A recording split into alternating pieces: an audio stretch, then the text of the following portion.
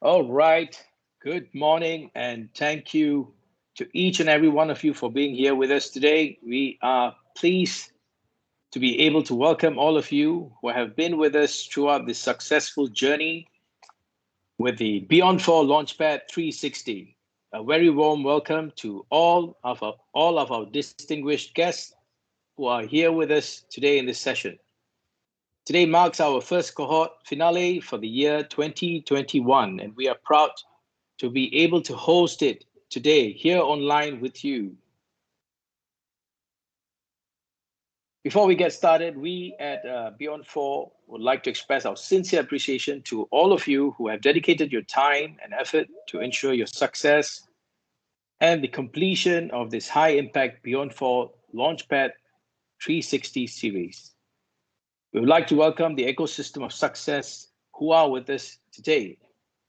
Ms. Nur Wahida Mohammad Shoaib, representative from Hong Leong Foundation, Ms. Andrea Cunningham, founder and CEO, Cunningham Collections USA, Dr. Sumitra Nair, Vice President and Head of Digital Skills and Job, AMDAC, Mr. Nazrul Aziz, Head of Graduate and Emerging Talent and Head of Industry Partnership at Talent Corporation, Sundar Berhad, Mr. Subramaniam Sivakumar, Chairman, CEO and Digital Innovation Expert at Prashan Technologies India, Mr. S.T. Rubaneswaran, Chief Executive Officer at Beyond4 Sundar Berhad, Mr. Krishna Kumar Sivakumar, Chairman, CEO and Digital Innovation Expert, Prashan Technologies India, Ms. Bindu Priya, Data and Business Intelligence Developer, Prashan Technologies India, and Mr. Cheong Hom Tai, General Manager of KnowledgeCom Corporation, Sundar Berhad.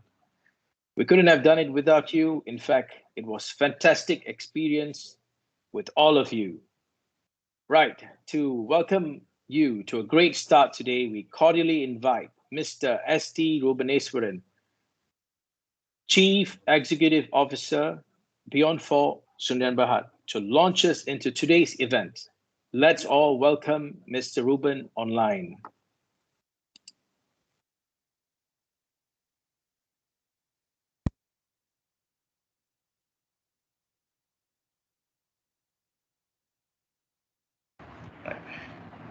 Hi, good morning, everyone.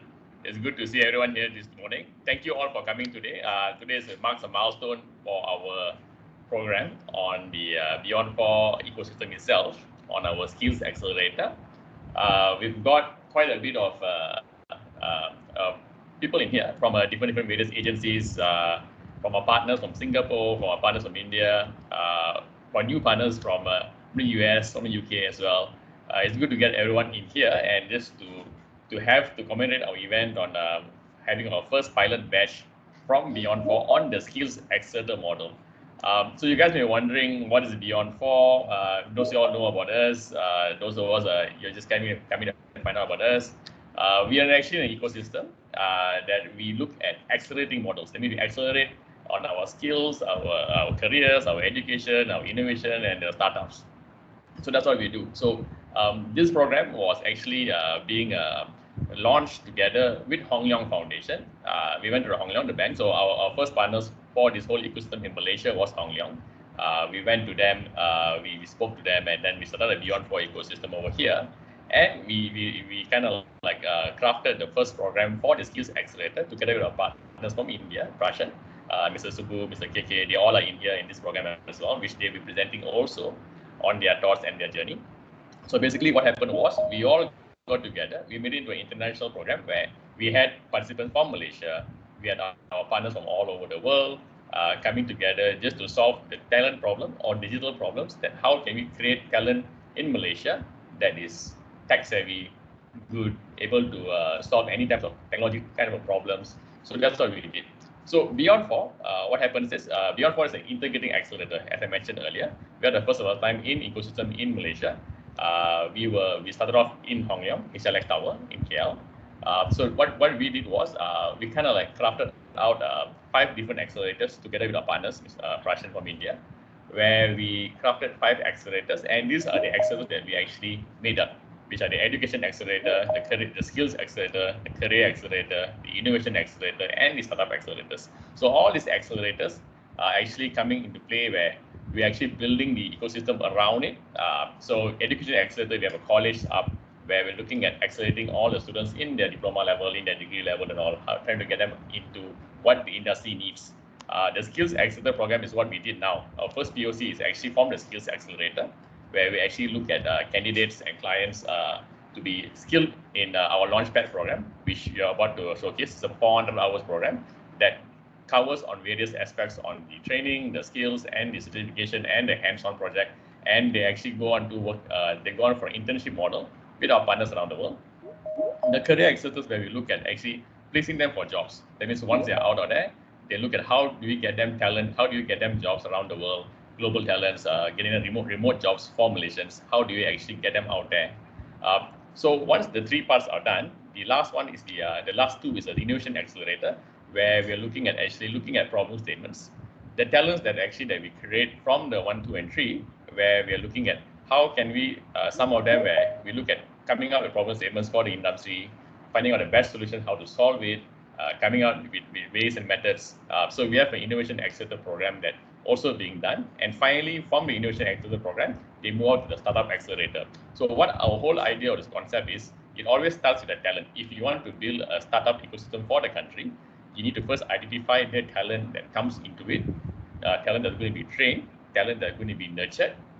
From being nurtured and trained and all the ecosystem that you put in place, those who are able, the 95% of them will go into high-end jobs. That means they will probably go into remote jobs and they'll be able to take up global opportunities. The 5 to 10% of them will move into startup accelerators, where we're looking at building startups for the country on different problem statements and getting them into with purpose. That means incubating them, getting them out. And this is where we are working together with HLX, our partners, with the Hong Leong Group, where we're looking at creating an end-to-end ecosystem from the talent, nurturing, from identifying them, training them, getting them high-income jobs, high-income pays, looking at problem statements, and then finally moving them into the startup ecosystem where they're able to start their own startups. So this is where Beyond4 comes in, and this is where Beyond4 works together with all the partners. Next one, please. Next slide. So what happened last year was we worked on 3 industry verticals. We worked on the AI vertical, the machine learning, the big data. We worked on manufacturing, electronics. We worked on fintech and insurtech. These are all the industry verticals that we worked on. That means we actually came on board. We worked on the industry verticals. We actually looked at how can we actually go in and do all the acceptance models with the verticals. So for this year, we've already mapped out for next 2 years. We have 5 more industry verticals that we're going to go into, which is customer experience, the edu-tech, the agro-tech as well, the food tech, and the health tech. So these are the 5 industry verticals that we're going to move forward for this year to build our pilots, our POCs, our success stories. So what happens is in the accelerator model, we have colleges that our education accelerator or Beyond4 college comes out with diploma or degree programs in these areas. Our skills programs comes out with certain certification programs on these areas as well. And our innovation and our startups, we'll be getting startups into all these verticals. So what happens is in the 5 accelerators, these are the industry verticals that we'll be creating our expertise, our startups, our skills, moving into the whole ecosystem plane on Beyond4. Next one. So we brought in a lot of technology partners as well. So KnowledgeCom has a huge number of technology partners that together with us, from Microsoft, from SAP, from Citrix, you can name it. Most of the biggest technology partners through KnowledgeCom are in here in the Beyond4 ecosystem. We also have a lot of collaborative partners that we've signed on. Our first government agency that we signed on is Talent Corp. They're in here today as well. So they're going to probably come together with us to launch the national level LAUNCHPAD program, which we are planning out to be launched for the country after this pilot. That's from them. We also have our Iskandar from Johor, on the state from the southern side of Malaysia. HLX is from the bank itself, Hong Leong. WCU is our partners in the northern side of it. Prashan is from India, and KnowledgeCom is where we do delivery portion. So we are actually growing the ecosystem. We are bringing the collaborative partners into the ecosystem, building the hubs, building the whole play of it. In that, next one, nice. So yeah, so in a whole nutshell, in a map, we have new partners coming in. In the next, if you look at Malaysian map now, we have someone coming up in Hayden, is in Malacca. We have in top north in our Malaysia on the map, Mimos, we have someone from Kedah coming over there. The Pahang side, we have UC Maya Pahang, we have Yayasan Pahang here in Israel. Those are also our future partners that are coming on board onto the Beyond4 ecosystem as well. So we are kind of like expanding the Beyond4 across Malaysia. Eventually, because of travel restrictions, we can't travel out of Singapore, or we can't travel to Indonesia and so on. For now, everything is in Malaysia. But as soon as the borders open up and we can travel out of the country, we'll be expanding across the region, the Beyond4 ecosystem, on terms of the hubs, the platforms, the training programs, and so on. This is some of the next one, please. The next. This is some of the our first hub is together with the Hong Leong HLX ecosystem. This is where we set up the Beyond4 over there. It's for the banking and the finance tech ecosystem, which is in KL. Next one. And this is where we have our partners in WCOE. It's in Penang. We set up the Beyond4 together. They were having their own ecosystem over there. We came on board and we had our Beyond4 ecosystem as well. This is for the factories, the manufacturing sites, for the manufacturing ecosystem. That's in northern side of it. So the other side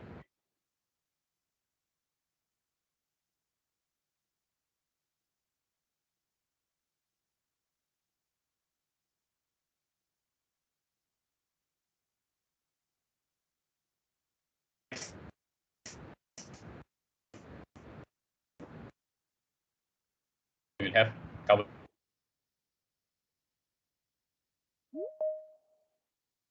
the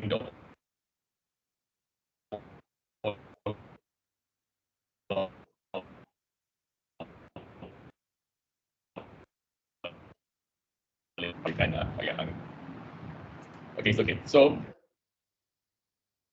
our KL, we have. So what we're trying to say is, Beyond4 as a whole, what we do is we look at problem statements from the industry. From the problem statements from the industry, we look at what are the partners on board, which are the accelerators coming on board to solve it. And then we look at which hub to be run, and then we work with the government already. So the Beyond4 ecosystem is a complete ecosystem, end-to-end, where we bring in the stakeholders in terms of the ministries, the agencies, the industries, the people, and putting a plan together in solving it for that problem statement. So this is what we do. Yeah. So this is actually the slide that we are going to mention. So this is how the ecosystem is actually built on the Beyond4 side of it. So yeah. So thank you all for listening. this is been a good event. At the moment, we have a video. We've done a video for the first part of it, which is the skills accelerator, where it shows the end-to-end program that we done for the Beyond4 Launchpad. Video is about 6-7 minutes. So we would like to play that video to show you guys that how the journey has been for the kids. So all the kids, I think, from when they started, how they were after 3 months, I guess all of them seen a complete transformation of how they've changed the way they're thinking, the way they've exposure they've gained, the skill sets they've obtained from the program. So these are the things that we can actually see from the start till the end. We prepared the video, so enjoy the video. So that's it for today. Thank you for all coming. Hope that we can do a lot more of these things, and looking forward towards a greater collaboration with everyone. Thank you.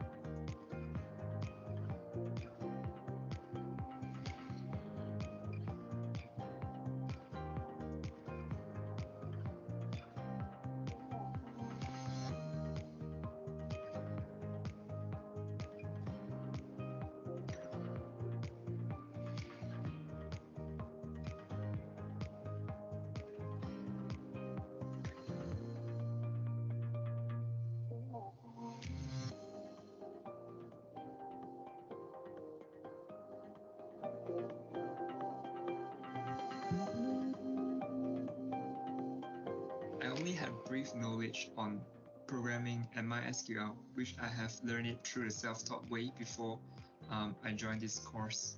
I did not have a good understanding on data engineering, data visualization, or even advanced Excel skills. After going through with the program, I have gained tremendous knowledge in Java programming, UI UX design, advanced Excel skills, relational database management querying, as well as a deeper understanding on how data analytics works in the big picture. Before I joined this program, my programming language Java is not really good. Through this program, it helped me to enhance my skills and give me a better understanding in Java programming language. Other than that, I'm able to do a data management inquiries with my SQL. I think one of the most impressive things that I realized through this program is the capabilities and potential of the usual software, of the common software that we use every day, of how they can actually perform so much more operations to generate useful outcome.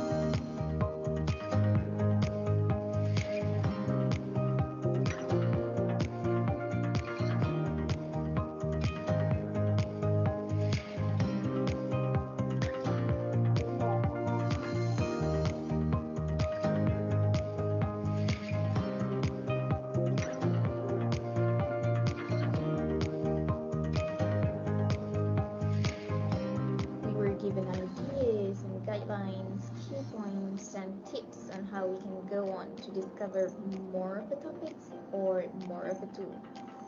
Despite the intensity of the training itself, I believe the method they used was very effective other than the very capable trainers, because I was able to grasp and have a very strong understanding of the topics they introduced.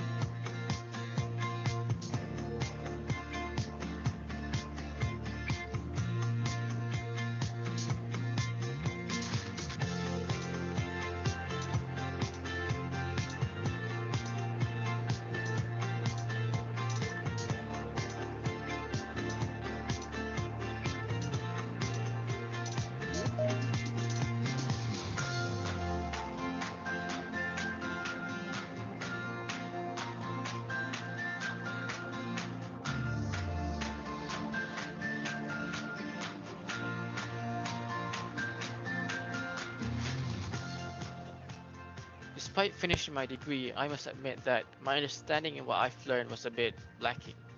I had very little confidence in implementing what I've learned into the working industry, and that's when I luckily came across this program with hopes that it could provide me with the skills needed to put myself in the industry. I could say that I've learned a lot and understood things better compared to my years in degree. It is possible for someone who has no IT background at all to start this journey in learning IT and computer science. This program has so many benefits that I couldn't think of anything to be improved, to be honest. The learning outcome that I get from this program is that I can analyze and interpret data by using the appropriate techniques and tools. Besides that, I can apply what I have learned to contribute to the company I will be working soon. All this knowledge and experiences really open up a new pathway for my career and also education.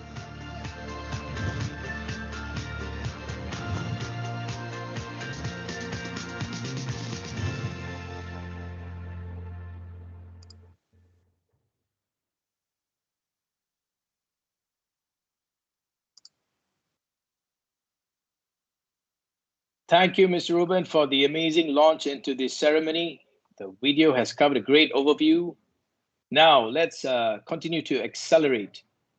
To those of you who just joined us, welcome once again to the Beyond4 LaunchPad 360 first cohort finale. Next, we have Mr. Subramaniam Sivakumar, Chairman, CEO and Digital Innovation Expert from Prashan Technologies, India. We would like to invite Mr. Subramaniam to share with us about the talent cloud for the post-digital era. Let us welcome him online.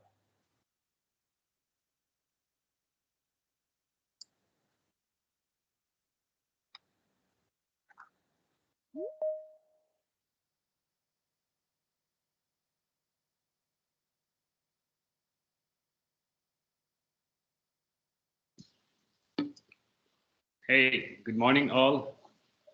Morning. I hope you can all see my video and perhaps I'll share a small presentation too.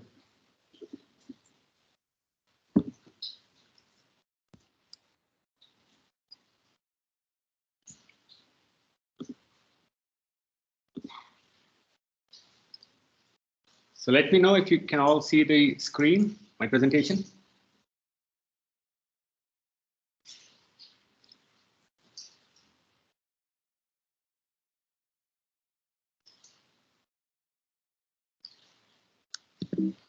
All clear, Mr. Subra. Okay.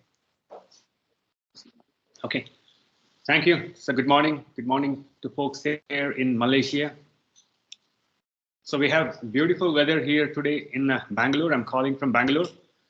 I stay in a place called Whitefield in Bangalore, and the place where I live in around 8 square kilometers or 6 square miles we have close to 400,000 professionals working here. And we call this place as the real Silicon Valley, or the next Silicon Valley of the world. And I also see Andy from the other side, the other Silicon Valley from the Bay Area, who has joined us. So a warm greeting to Andy too. So I'm pretty happy to be a part of the Beyond4 ecosystem. I've known Ruben for the last few years now.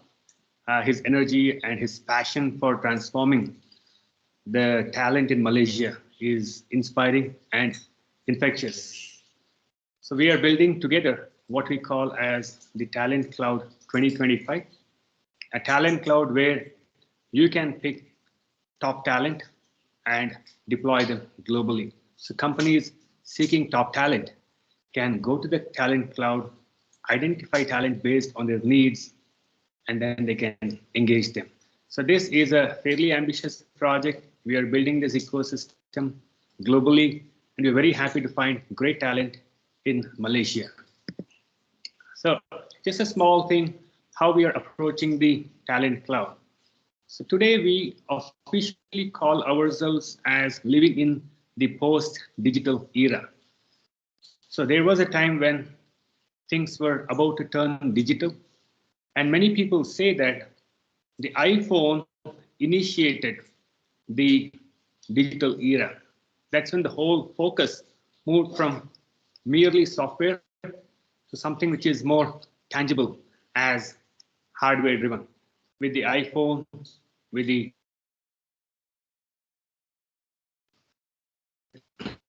other devices coming in, and then the new age technology of hardware setting in, with the cloud coming in. And today we have so many IoT devices. Every single house has some kind of an IoT device. They're all interconnected. Everything is on the cloud. So we have entered the digital era. And in the last 15 years, this magical transformation has happened. We have done a lot of what we call as the digital transformation. Now, what are we looking at? We are now in the post-digital era, which does not mean that the digital era has come to an end. It means the digital era is for granted. Now we are looking at how to consume this information that all the devices are producing and how to process the data using artificial intelligence. So some of our systems are still in the digital era.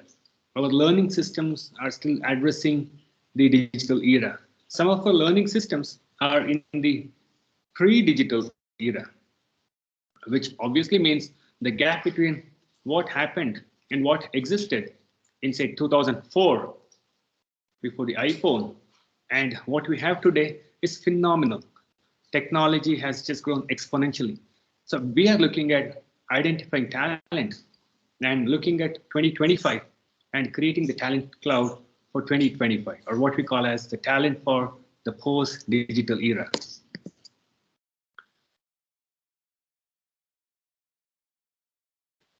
Ruben's is to take Malaysia into high-end innovation.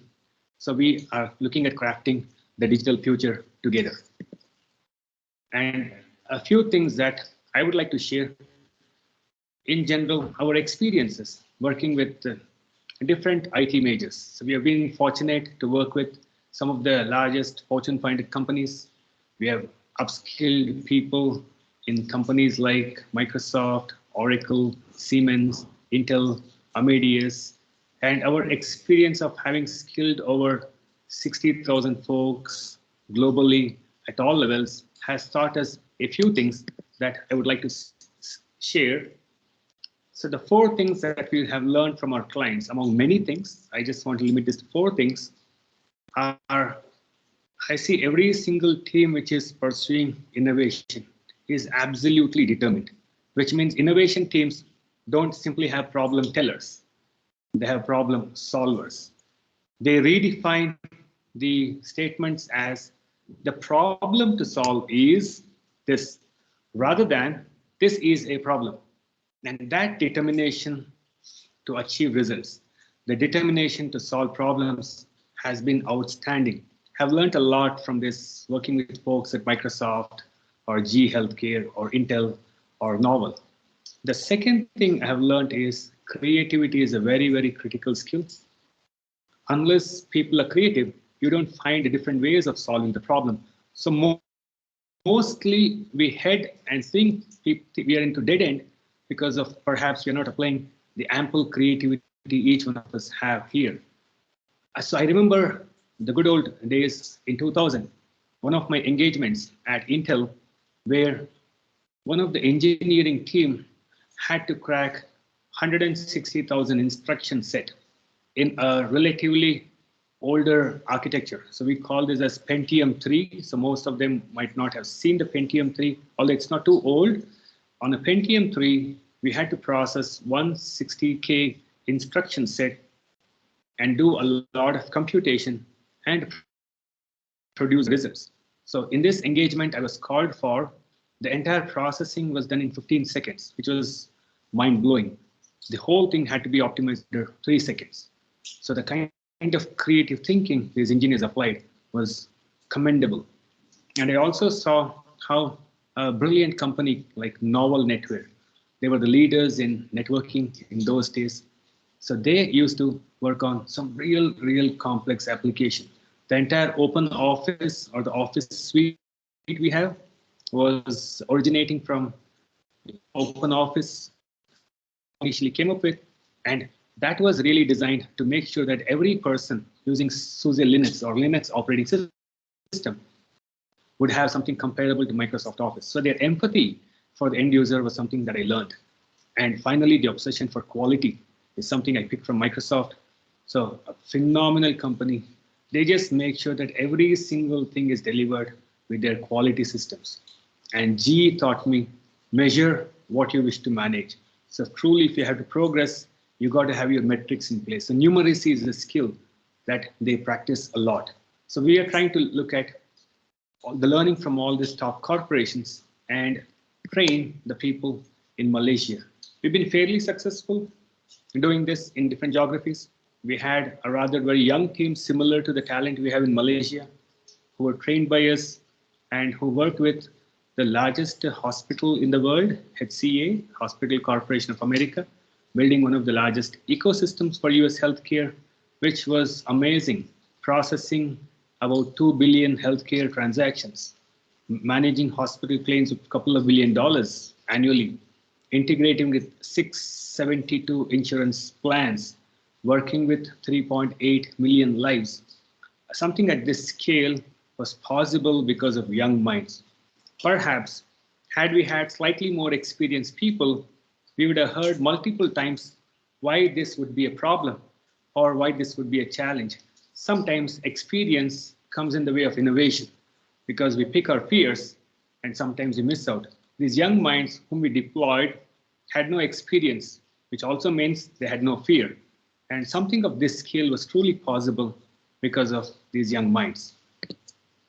So what is the purpose? What are we trying to achieve in BEYOND4? We say connecting people to their infinite potential. We truly believe each one of us has infinite potential. There's no finite at all. And once we transcend in our mind our own limitations, then we can truly unlock the power within. And how do we do this? So we want to, in Malaysia, identify 4 types of future talent. There are going to be people who are phenomenal in creating something new. These are people who can think new, innovate, come up with aggressive use of technologies, and solve problems. At the same time, you will have a lot of applications written which have to be sustained, supported, managed, enhanced. We call them as the sustainers.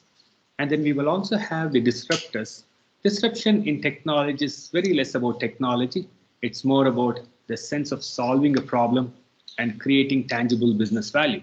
These people can create new markets, new categories, new subcategories.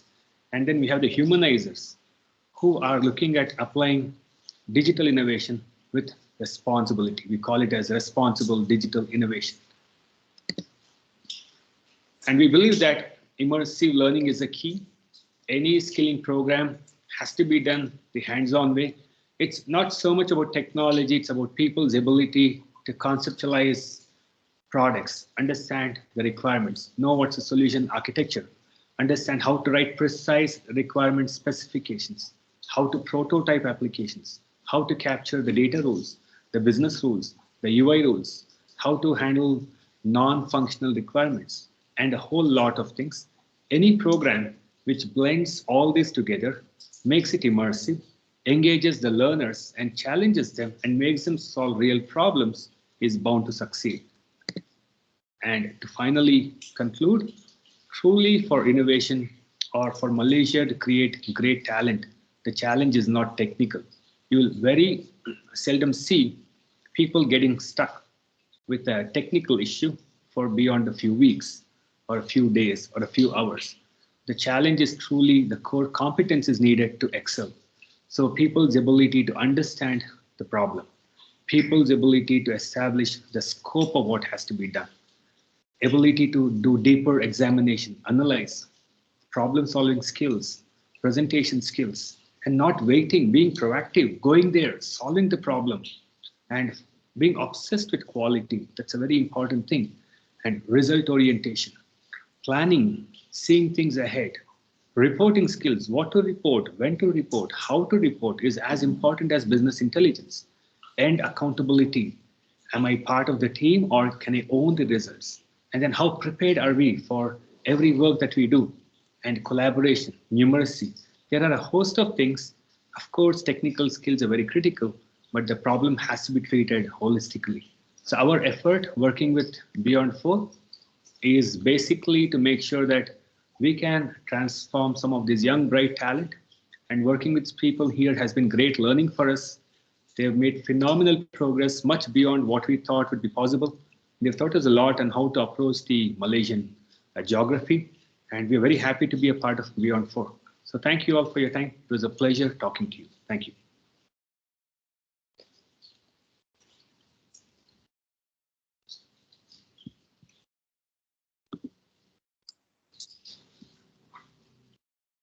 Thank you, Mr. Subramanian from Whitefield, India, the next Silicon Valley of the world. Yes, creative thinking contributes to speed. Speed is definitely best integrated with acceleration to create infinite potential and develop core competencies here in Malaysia. Thank you very much for sharing your valuable experience, Mr. Subramanian. Now we are moving into the experience with the Beyond4 cohort.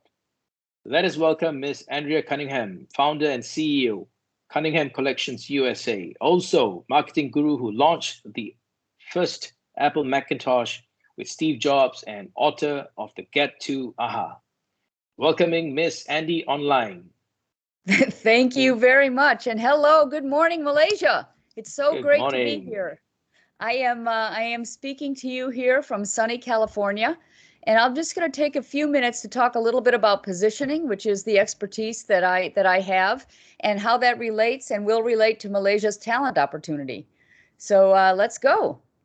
So first, I just want to say that my whole life has been about positioning. Positioning is the epicenter of great marketing. It's actually the whole art and science of positioning your company for success in a market. And I wrote a book about it, and the book is called Get to AHA. And it tells you actually how to do this for yourself. So I hope that a lot of our Malaysian startups will take a look at the book and figure out how to do this positioning. But this is the key to my life. So let me just tell you one more thing about what positioning is, and then we'll get into a couple of other things. Positioning is the other side of branding. Everybody's heard about branding. It's one of the most often used, frequently used words in the marketing lexicon.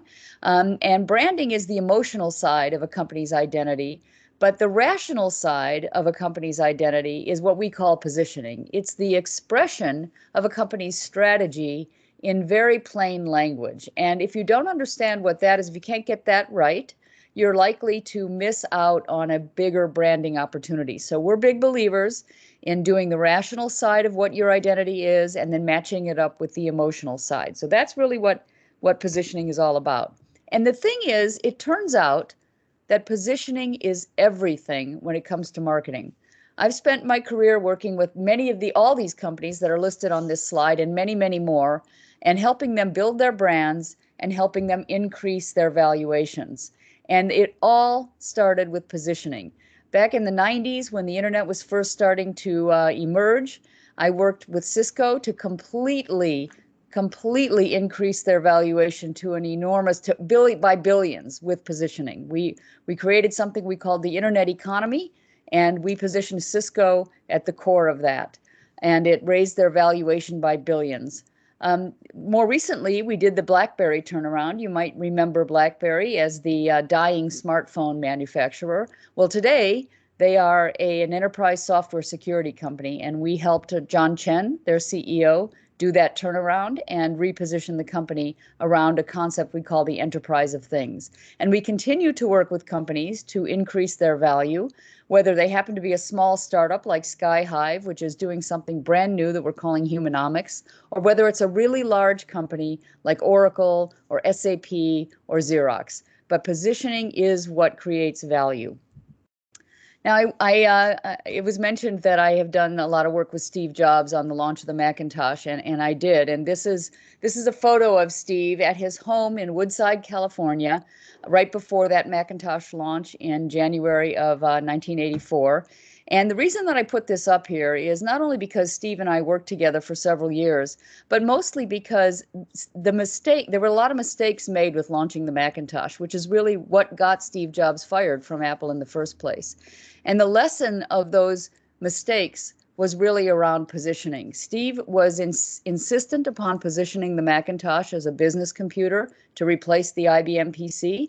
And as it turns out, the product didn't have enough features in order to make that replacement for the PC. So it started to fail in the marketplace. Even though the launch was incredibly successful, the actual product started to fail. And it got to a point where it was causing the company to lose a lot of money. And that's when Steve got fired from Apple. He then spent the next several years working on other things like Next and Pixar, which I did launch for him as well. But most importantly, he figured out what he did wrong at Apple. And when he came back to Apple, he repositioned the Macintosh for a cult of people who wanted to be different, to think different. And that's how he ended up making it a success. So that was my Steve Jobs story. So he's a great inspiration to me for many reasons, but mostly because he made a mistake and he figured out how to fix it. And I think that's the key to great success. Now I want to talk a little bit about the tech industry and what's going on there and why it's so important that talent be brought in from all over the world.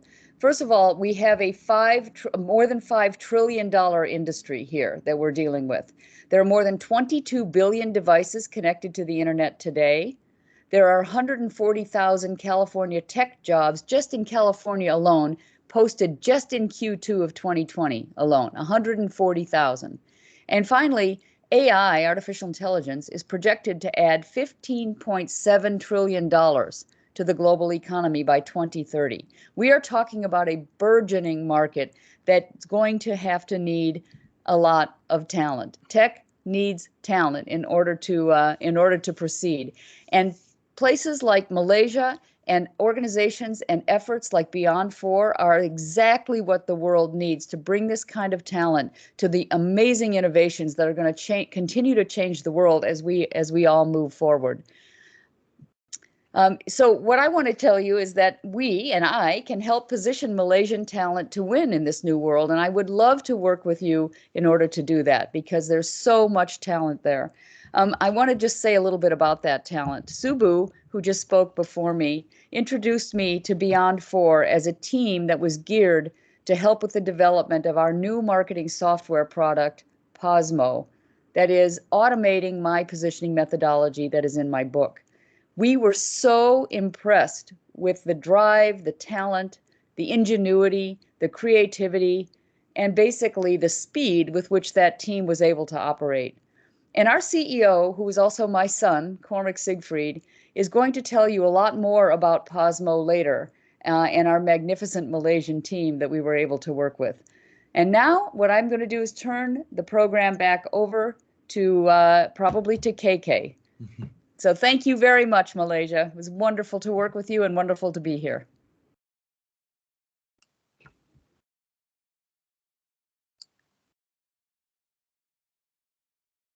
Wonderful sharing by Miss Andy Cunningham. Positioning is what creates value. with a great partner like Miss Andy, there will be more and more great stories of positioning, and looking forward for these to be Malaysian stories, starting with Beyond 4. Well, next, we would like to invite Mr. Krishna Kumar Sivakumar, Chairman, CTO, and Digital Innovation Expert from Prashan Technologies, India. He will share with us the digital innovation at Beyond 4. Let us welcome Mr. Krishna Kumar online.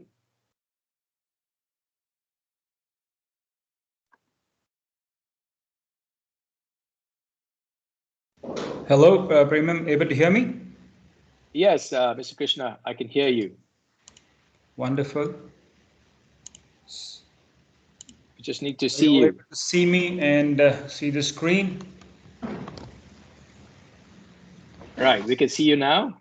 Okay, wonderful. So good morning, Malaysia. Good morning all who are part of this wonderful event. It's a pleasure being here, and thank you for this opportunity. Exciting to be talking to all of you on this occasion of the Beyond4 Launchpad. So, well, yes, my name is Krishna Kumar. I head the Innovation Accelerator and at Pratian Technologies. And I just want to share a few things with regards to digital innovation and how my journey has been over the last couple of decades. Well, it's Infosys, the company that I started with, one of the biggest in India. You have about 250,000 people working here in that company, and it's a $93 billion company. So that's where my journey began, and huge company where lots of things were done. But then I had to make this big decision of quitting a giant, a very handsome salary, and I joined a startup of about 10 people. Right, so it was, I would say, the defining moment of my career. And then I said, we'll start building products. And that's when my first foray with products actually came into play.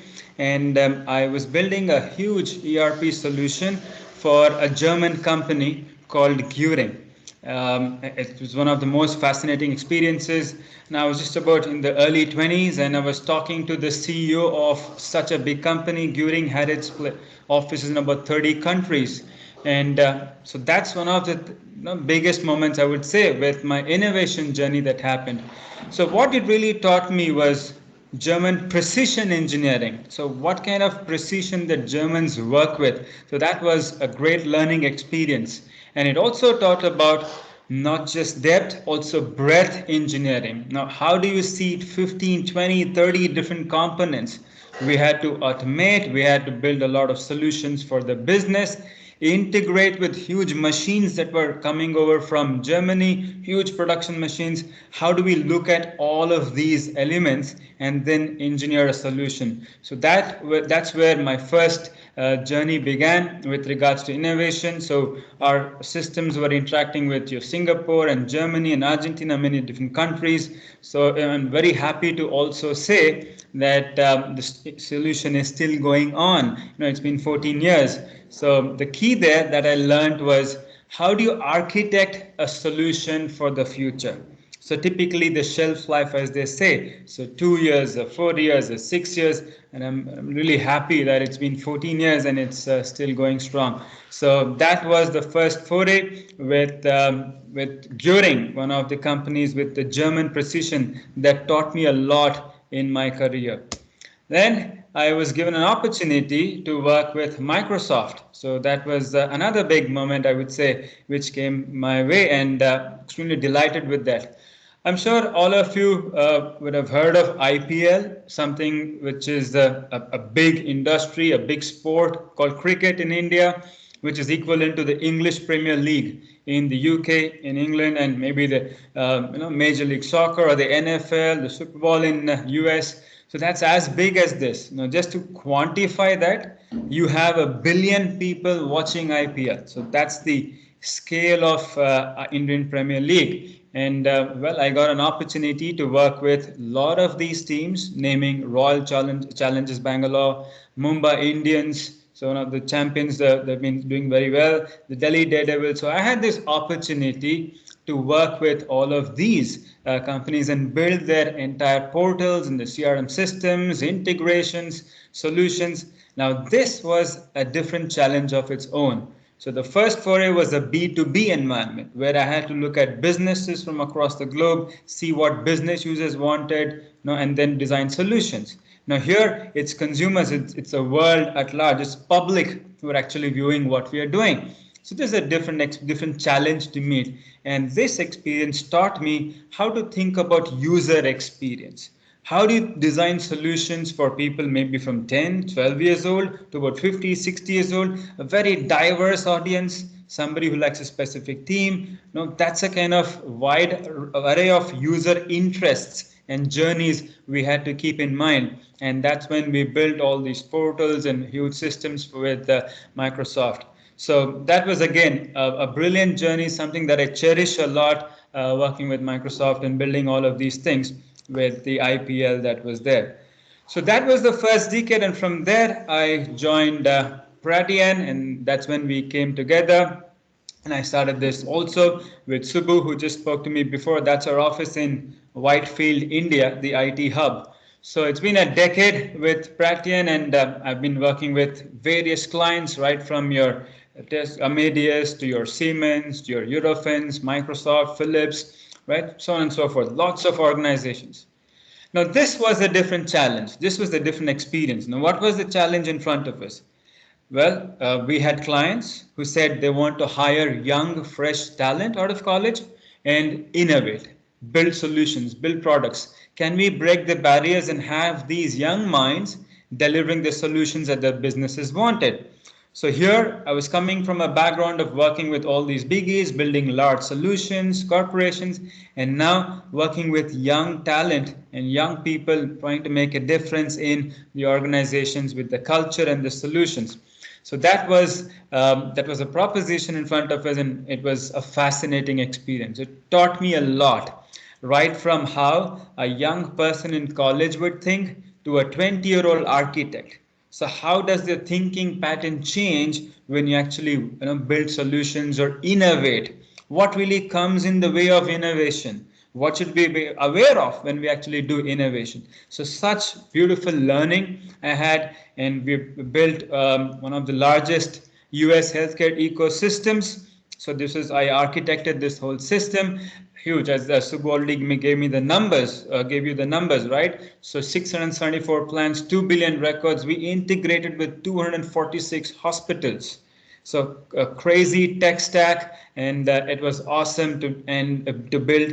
And one of the most fascinating things, I had this great opportunity, great learning. This entire system was built by young people who came out of college. Young people who just came out of college, this scale of a system.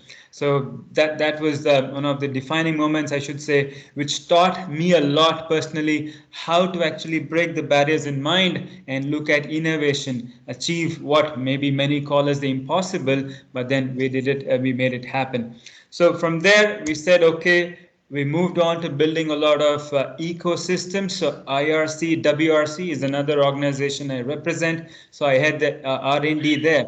And what did we do? So built 3 ecosystems which were patented, ecosystem valued at $2.9 billion, right? A new age, very industry 4.0 using industry 4.0 technologies, which is using mixed realities and blockchains and AI. That's the tech mix that came together. So we did one for the Indian defense, one for the Navy, the port industry, and then one for the farming, and one for the block world, as we call. So there are 9, and we picked 3 out of it. And in fact, another learning experience where I had to be at the headquarters of PwC in London and present these solutions to various evangelists and evaluators from across the globe.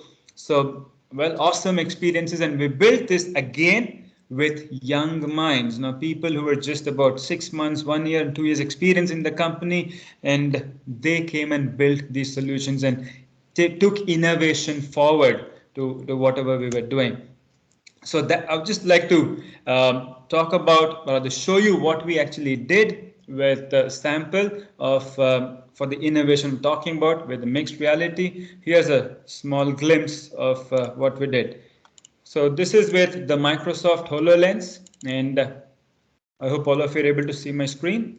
This is with the Microsoft HoloLens, picked with AI and analytics and intelligence. And this entire visualization is mixed reality, extended reality. So you have your user authentication. You can have various ways to authenticate yourself into the system. Now, once you authenticate, you'll be able to see the different ports that you want to work with across the globe, and you can pick one of them. And when we pick our country, so these are the different ports which are visualized, so built with the mixed reality stuff, and you can get to see each and every port. You can actually see what are all there inside the port using the mixed reality solution we're talking about. So it's a complete visualization tool, connected your Internet of Things, IoT. So every single device in the port would be connected, and you would be able to see what's happening in the port sitting at your desk at home, right? So that's how innovative it was, and lots of data elements for decisions to be made. And you could also, in fact, go ahead and see the conditions of the information and the engines, etc. that is there. You can in fact dismantle the engine, and you can get to see what's there inside as well as you move along. So if you see, you can get to maneuver different elements, and within the ship you can get to see the temperature and various other thought process. Now if you see the engine here, as you go ahead and see the elements of the engine, and as you dissect that, it breaks open into various parts where you can analyze every part of the engine. Again, amazing, brilliant, innovative techniques we used, done by, as I said, young minds who were just out of college and young people from the industry. So various elements, and then there was the command center that we had, and then we could see all the different things that we could work with. So just to move along, and we could also do something like porting. This is our office, and you can see the entire port on the office table, and you can get to see how many ships and the yards and decks that are there over here. So finally, we could also control the movement of elements. So if you see here, this is a crane which is connected, and I can control the crane from what we had to do here, right? So such was a solution, and which got us a very high evaluation there. Well, that was the innovation journey that I've had, and I've been very fortunate, and it's been a great learning experience all over the last couple of decades. And now, what do I want to do? I'm extremely excited working with Ruben, BEYOND4 and team. His energy and passion to bring opportunities to young mind, creative, innovative systems is a great incentive for all of us to be here. And I would like to work with young Malaysian talent, which I have been over the last month or so, building a lot of insights analytics, which you're going to see later as well. So I am very fascinated and very enthused, in fact, with the energy that has been on the display. So looking forward to working with all of you, looking forward to making Malaysia a great talent hub, and hopefully the next IT hub of the world. So thank you all for this opportunity. Have a wonderful day.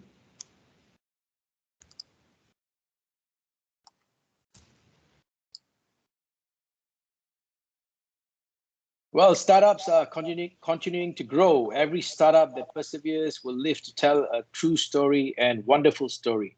Startups is all about collaboration. Thank you, Mr. Krishna, for sharing your experience and your journey coming up all the way to Prashan. Here on making a difference in young people and breaking technology barriers and creating records. Thank you all, and I hope you are enjoying the session as much as we are. Continuing to stay with us, and we continue to the next sharing session by the mentors and the BEYOND4 first cohort students.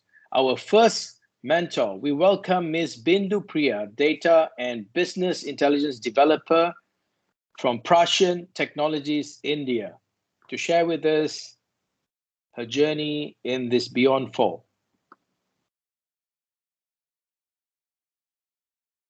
Thank you, Preman. Hello all, good morning and good evening. It's my pleasure to be part of this entire program, and this program enables freshers or even the experience to build a strong career in IT. So it also benefits the candidates in learning an entire skill set required for one complete job profile. So we at Skillshare believe in actual experiential learning. So any course learned can be helpful only when there is a chance to work on it. So all the courses we have designed or this program, whatever we have provided to the candidates, we made sure that we enable the candidates to work on the real-time projects. So although this is the first batch we have trained in Malaysia for an entire skill set, we are sure that it's a great success. So this batch is specifically trained on data and analytics, and we observed a very good improvement in each candidate by the end of the training. So we are sure that every candidate attended will be benefited and with the courses whatever they have learned over here. We even observed that there is a significant work done by the candidates in the actual projects in the last few days, adding value to the products that are getting built at Pratian. So, a good step towards it. Thank you. Thanks for giving this opportunity to me.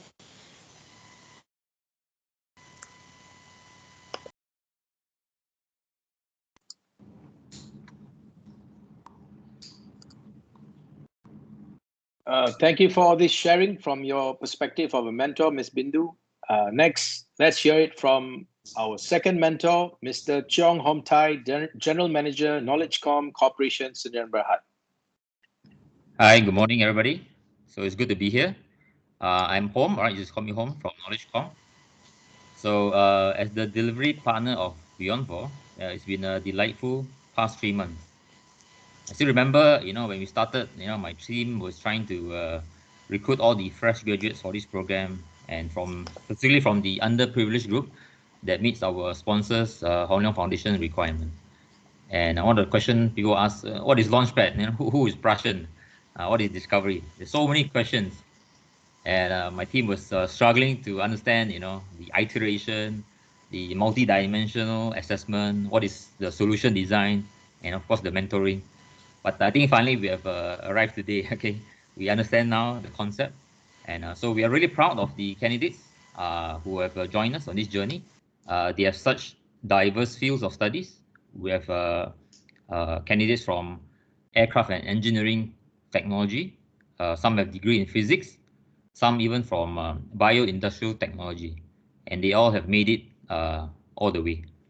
So on behalf of KnowledgeCom, we thank you for your dedication and perseverance, and also many late nights. I know some of you, still coding late nights, so really appreciate your hard work. And from here, we wish you many success onwards. And don't forget KnowledgeCom and Hong Leong Foundation. Thank you.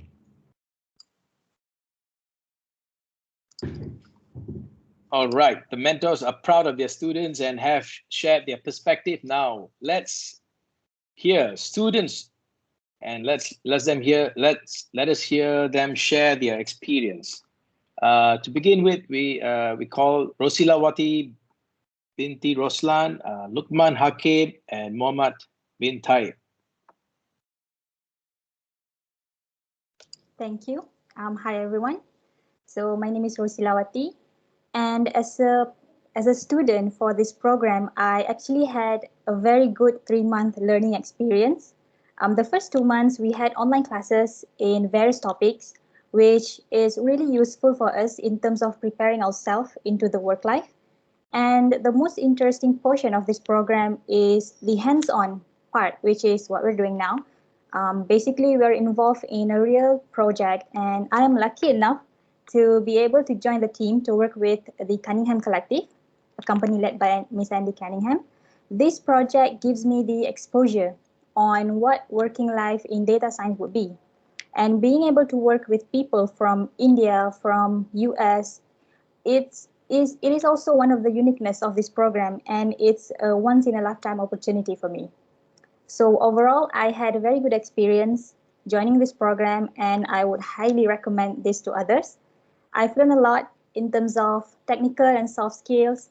I'm glad that I joined this program. So thank you so much to all the mentors, to all the trainers. Thank you to Hong Leong Foundation, Beyond4, KnowledgeCom, Praten Technologies, and Cunningham Collective for this opportunity. So that will be all from me. Now I pass the floor to Lukman to share his experience. Thank you.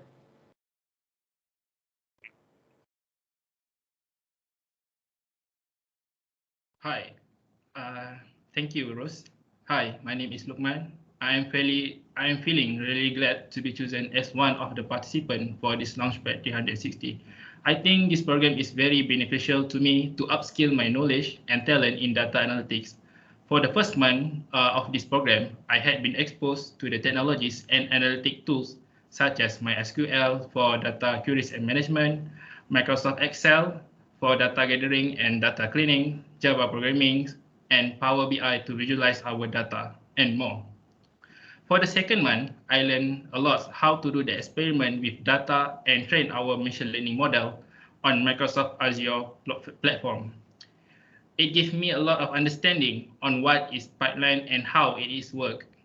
There were multiple tools had been introduced to me, such as Azure Kubernetes, Azure Container Instance, Azure Storage, Azure Data Lakes, and Compute Cluster. And for our last month, I had been placed to do the internship under Postmos project with Prussian Technology. I think this project is very valuable experience to me. And through this project, we did many things such as data gathering and data cleaning and do some analytics on text. And we also use NLP machine learning as our API for word phrasing and word counts and character counts. I think this program is really helped me a lot to improve my skills in analytics. I'm hoping with new skill set that I have gained will boost up our career in future. Thank you for this opportunity. I will let Muhammad to share his experience. Thank you, Lukman. First and foremost, I'd like to thank Beyond4 for giving us the opportunity to be a part of this program. As we all know, due to the current pandemic, the whole world is affected in more ways than one, and the need for businesses to transition to the Industrial Revolution 4.0 is more important now than ever.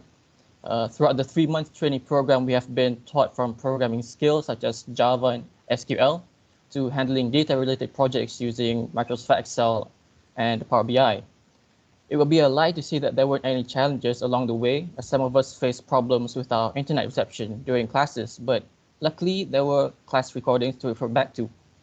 There were also some things which I found difficult, and I think the others might agree on too, when it comes to how to identify and gather what data sets are required when handling a project. Maybe this section is what this program can improve later on in the future.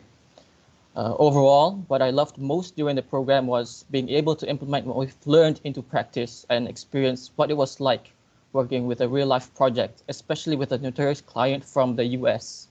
The mentors and educators from Pratian were also very patient when it comes to teaching us Malaysian students, as our method of learning is quite different than that from the US, than that from India. Sorry. Again, I'd like to thank Beyond4 and Pratian and all our sponsors for this chance to upgrade our skills and hopefully make us more marketable in the industry.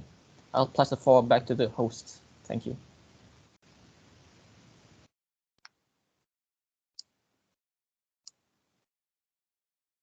Thank you, Rose, Lukman, and Mohammad. I agree with what you say. Our learning in Malaysia is a little different, but definitely we are getting there. And thank you for all your sharing sessions. Moving on, the highlight of this event, the projects that took place in the Beyond4 Launchpad 360. I'm sure a lot of you would like to hear the insights into the project. They are 3 projects, namely Talentia, ROS, and Postmo. To start with, we will start with the project presentation from Talentia. We invite project representative from Talentia, Muhammad Takif bin Tahang and Yong Zian An.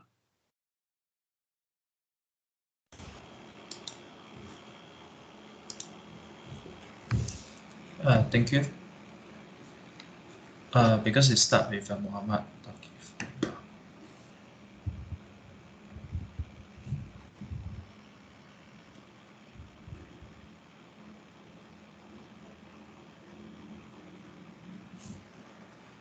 Hello, everyone can hear my voice? Yeah, we can hear, but too soft a bit. Okay, sorry about that. Speak up.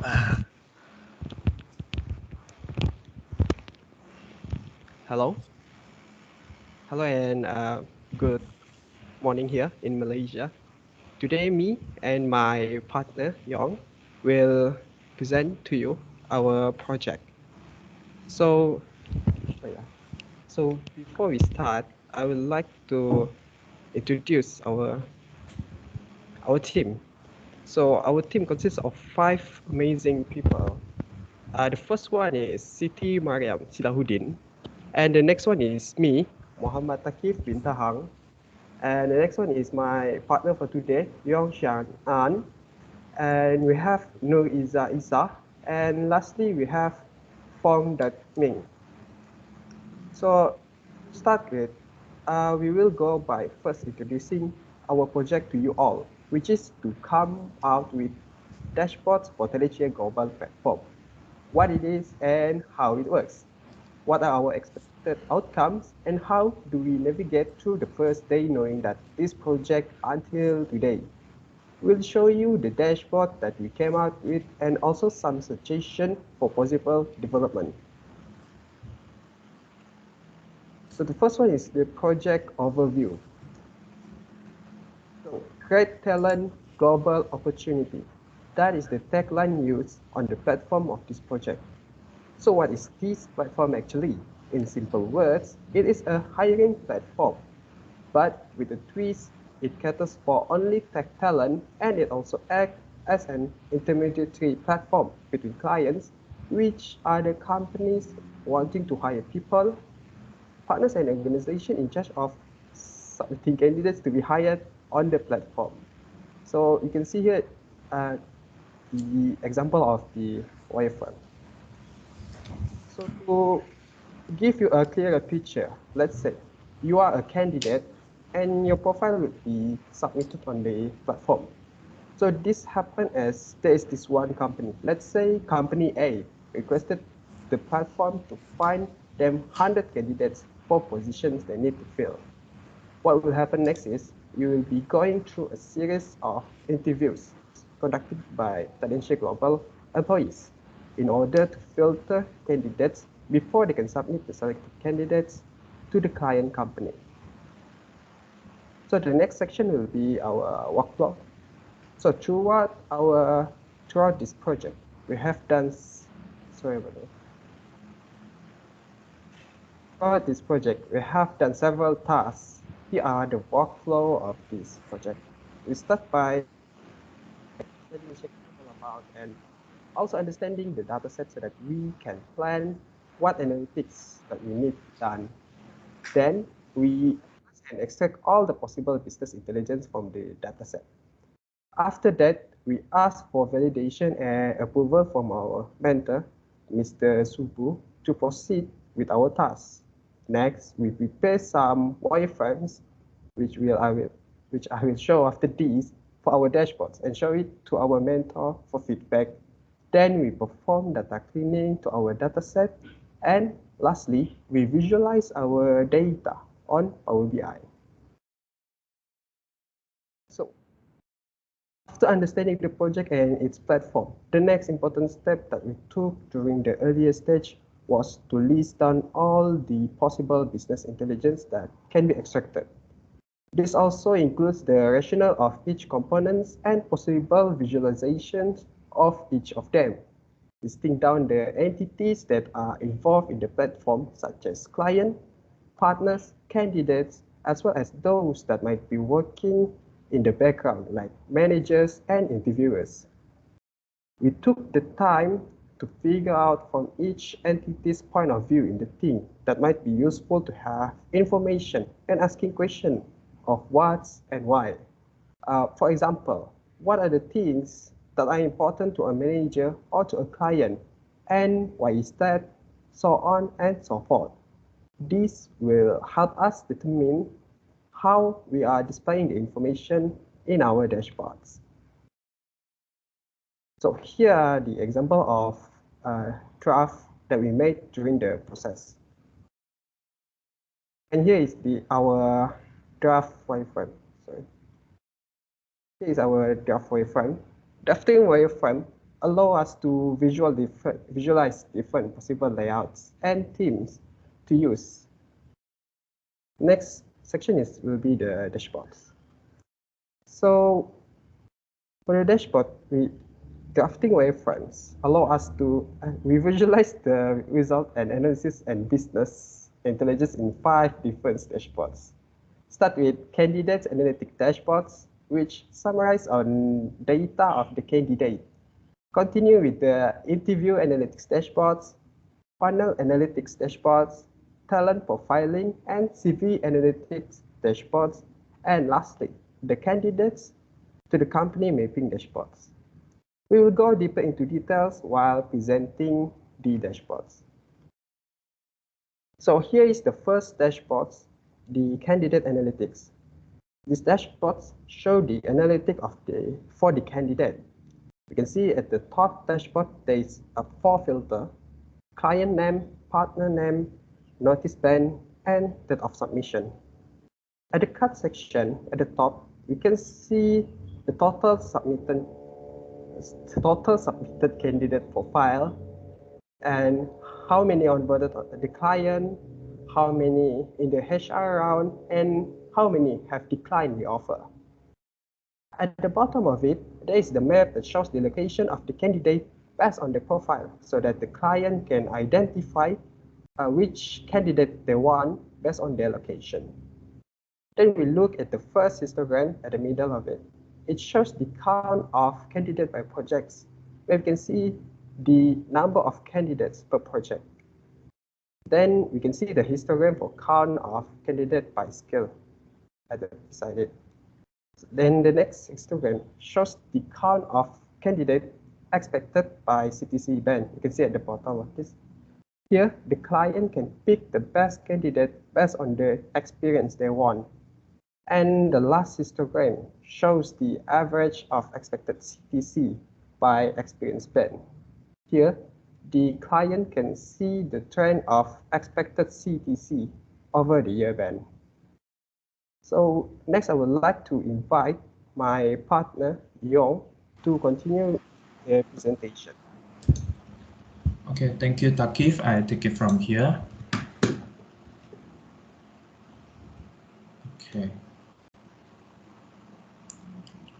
You need to click the arrow button at the bottom. Okay.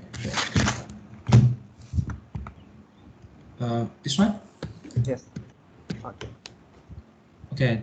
The dashboard here is an interview analytic dashboard. It summarizes the interview statistic and the status of the interview. It also highlights the top utilization rate of the panelists involved, as well as the panelists with the highest candidate selected during the interview. They are included to gauge the distribution of load between the panelists here. And this information can help measure the maximum and minimum number of interview, number of candidates selected, hence measure the probable progress of a project. Next. Okay, sorry. I have trouble, I think.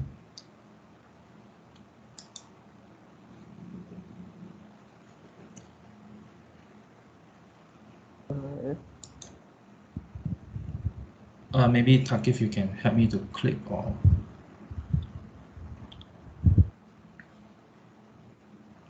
Because I can't control the mouse. Oh, whether you can control? You click to the funnel analysis. Funnel. Yeah. Oh, this one. Okay. Yeah, thank you. You help me. Okay. Okay, funnel analysis is mainly analyze the reason of missing candidate for each part of the hiring process. It helps reduce the missed opportunity for the candidate to work with the company. Also, we try to increase the efficiency of hiring process. On the left-hand side, there is a KPI that shows the latest month for the onboard to offer release in percentage. The second one will show the attendance percentage in the interview. And the third one should be show the profile duplicate caused by our partner for the latest month. The graph behind show there is a significant drop in profile duplicate compared to the previous month, which is a good news. So for the first bar chart, we analyze the top highest profile duplicate provided by this partner to find and fix this duplicate issue. And then the second one, we have the final chart that show the number of candidates from L1 to onboarding stage. So from here, we see the biggest number drop in candidate happen between L1 and L3 stage, removing more than 1,000 candidates. So from the bar chart, bottom left, we have analyzed the attendance for L1 and L2 attendance. They have a similar attendance around 50%. Only that L1 have slightly higher absence rate compared to L2. So for the bottom right, there's a matrix that can analyze the L1, L2 passing rate. Found that L1 have significant lower passing rate compared to L2 interview. We can also analyze which panelists tend to fail more candidates compared to the other panelists. From this analysis, we found that attendance and passing rate is the reason for the biggest drop between L1 to L3 state, which while other factors like profile duplicate is quite negligible. Next one. This one is about talent profiling and CV analytics. Before doing the BI for Talentshare, we were asked to learn some ETL tool like Talentshare Open Studio. So the original intention is to use Talent to read PDF file in a folder, filter it based on keyword such as particular job position, and then the final output is the structure table in which listing the person info, skill, and job applied. However, due to the unexpected malware dependency and external job file compatibility, this approach was not fully implemented into Talent, but it can be seen as an effective tool in case where the schema for the resume is the same. Next. So the dashboard showing here is the breakdown of candidate skill as written on the collected resume file. It breaks down into category and subcategory to view the score for each aspect for the candidate. Yeah, next. This one is also a similar things. Next. This dashboard is about candidate to company mapping. It provides the company insight on what they prefer from the candidate or application. Starting from the left side, under the company list, there should be a name of companies or client as a filter, but since we only work on Zensa data, and then there are also a number of partner and number of on-hold candidate. On-hold candidate are candidates who haven't received any offer letter from the HR, but qualify to be accepted. Therefore, this dashboard will try to match and recommend the on-hold candidate to any other company based on their preferred prerequisite. The preferred prerequisites are based on which category have the highest candidate with the status of offer release. So it's like based on offer release to know that what the company is preferred. The application trend is the graph of the number of application against time is on the top right. Next. For our future work, I suggest there's revenue analytics we can work on it. It's an important factor of business. It helps visualize possible revenue based on different variables and factors involved in the operation, which approach result in a higher revenue, which will cost more, and what they and which partner and client contribute to a surge of income and check for what reason. These things are possible to be analyzed and subsequently help in determine the optimal pathway and method to further increase the platform performance. That's all from me. Thank you. I pass it to the host. Any question here?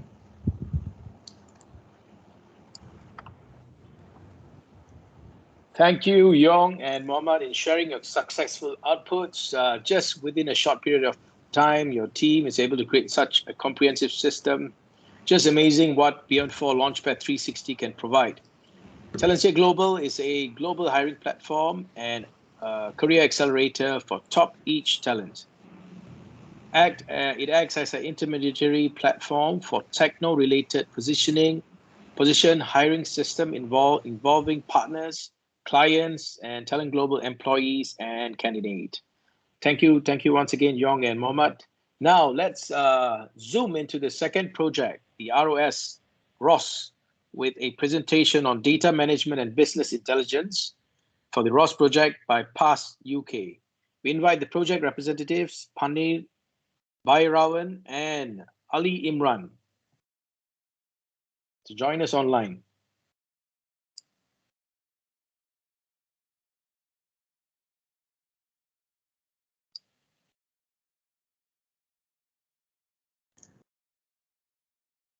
Panir, you can start now.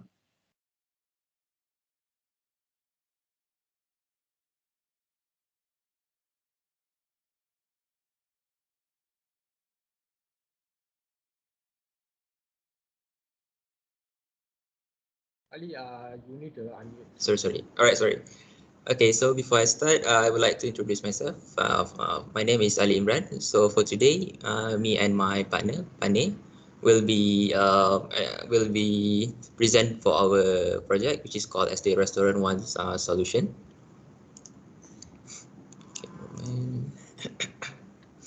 So our project is called as the Restaurant One solution.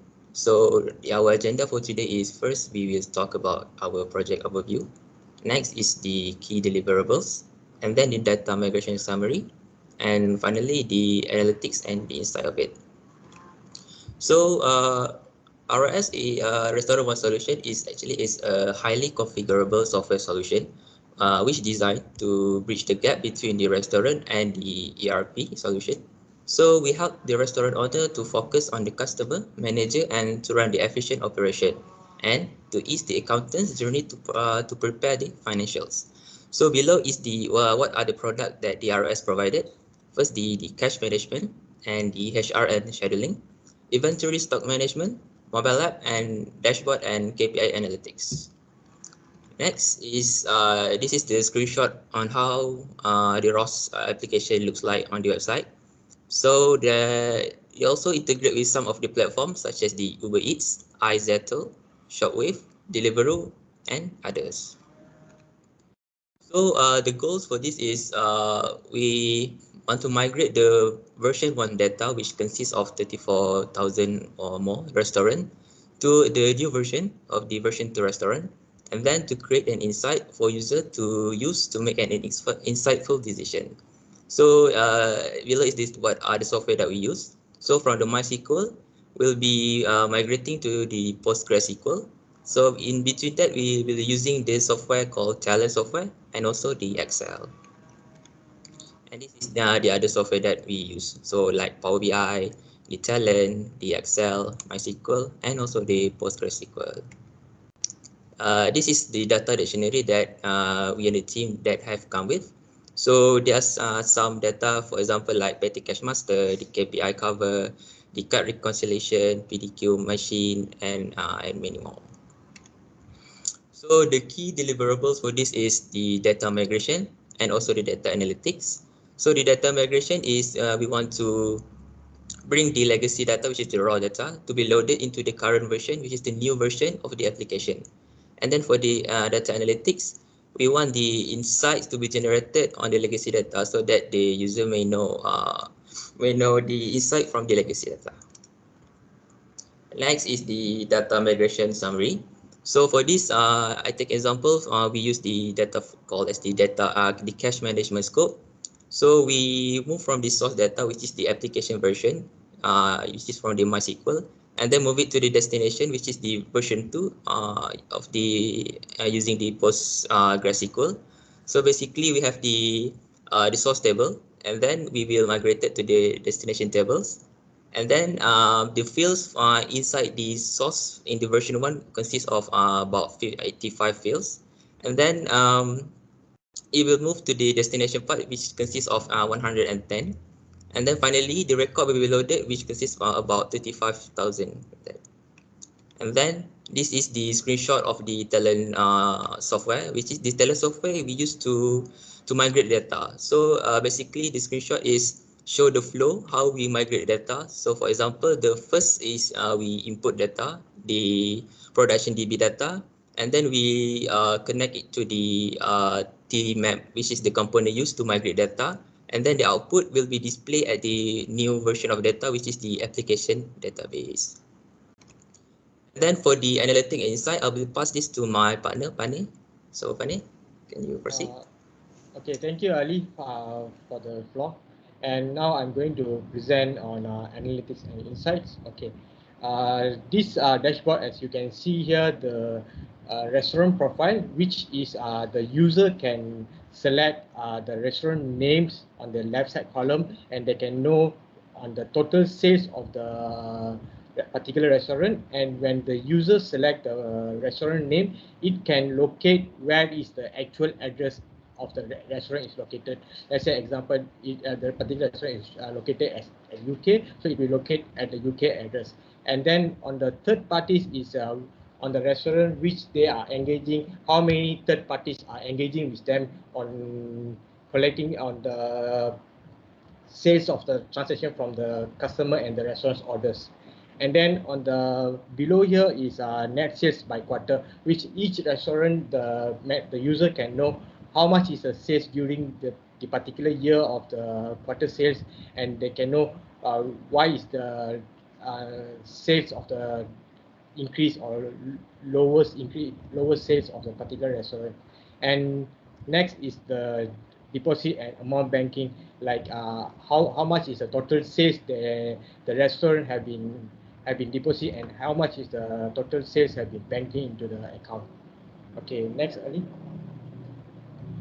So this is the cash up module, which the particular user, they can select the year of the transaction, like 2019-2020, and they can select the particular restaurant of the name. They can know which on the particular year, how much is the banking details and the petty cash they have on the, they can identify how much is the EPOS transaction summary of the particular restaurant. Let's say on this chart, it shows food category have shown highest number of sales via the EPOS, and drinks shows the second highest of the transaction via the EPOS. And then the second one is the petty cash summary, which it shows which month having the highest number of the transaction of the petty cash. And finally is the banking details of the summary, which on the which particular month have the transaction on have performed higher number of sales and identify on the lowest number. So this by this they can know overall the transaction of the sales of the particular restaurant. So I'm ending my presentation here, and thank you very much to the presentation.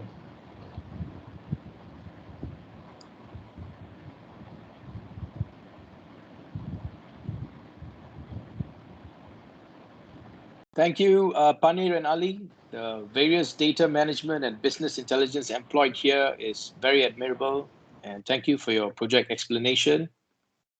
Well, we have a program in between right now before we present the third project. We are delighted to have Mr. Cormac Sigfry from Get to AHA joining us today. We welcome Mr. Cormac to join us online to share his experience during the BEYOND4 LAUNCHPAD 360 program and his insights.